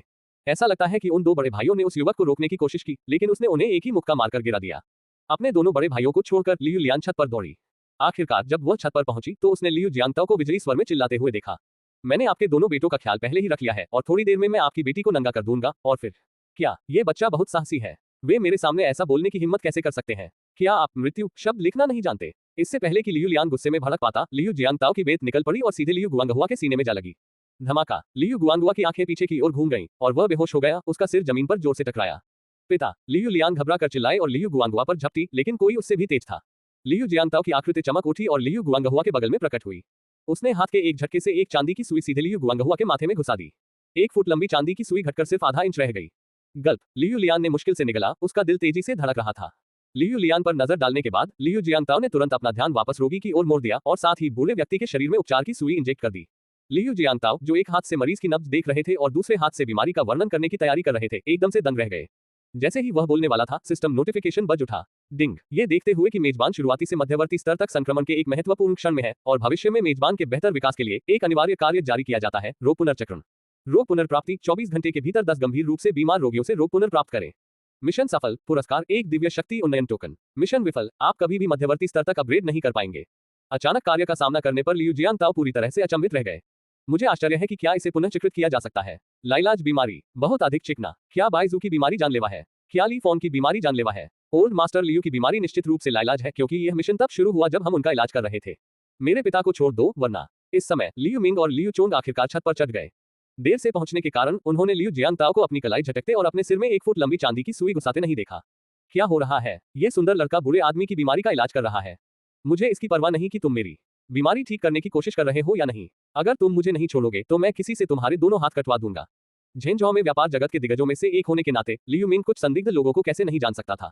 आखिरकार कभी कभी स्वच्छ और ईमानदार पहचान होने के कारण कुछ चीजें करना वास्तव में असुविधाजनक हो जाता है। हाँ, अगर मैं तुमसे कहूं कि मेरे अलावा कोई भी उस बूढ़े आदमी को नहीं बचा सकता, तो क्या तुम मुझे जाने दोगे? यहाँ से निकल जाओ। अगर मेरे पिता मर भी गए तो भी मैं तुम्हें उन्हें बचाने नहीं दूंगा। पागल, निकल जाओ, यहाँ से निकल जाओ। यद्यपि लियू चोंग राजनीति में एक उभरते हुए सितारे थे, लेकिन इस समय वे खुद को रोक नहीं सके और गालियां देने लगे। उन दो भाइयों को देखकर जो उसे मारने की तैयारी कर रहे थे, लियू जियांगताओ के होठों पर हल्की सी मुस्कान आ गई।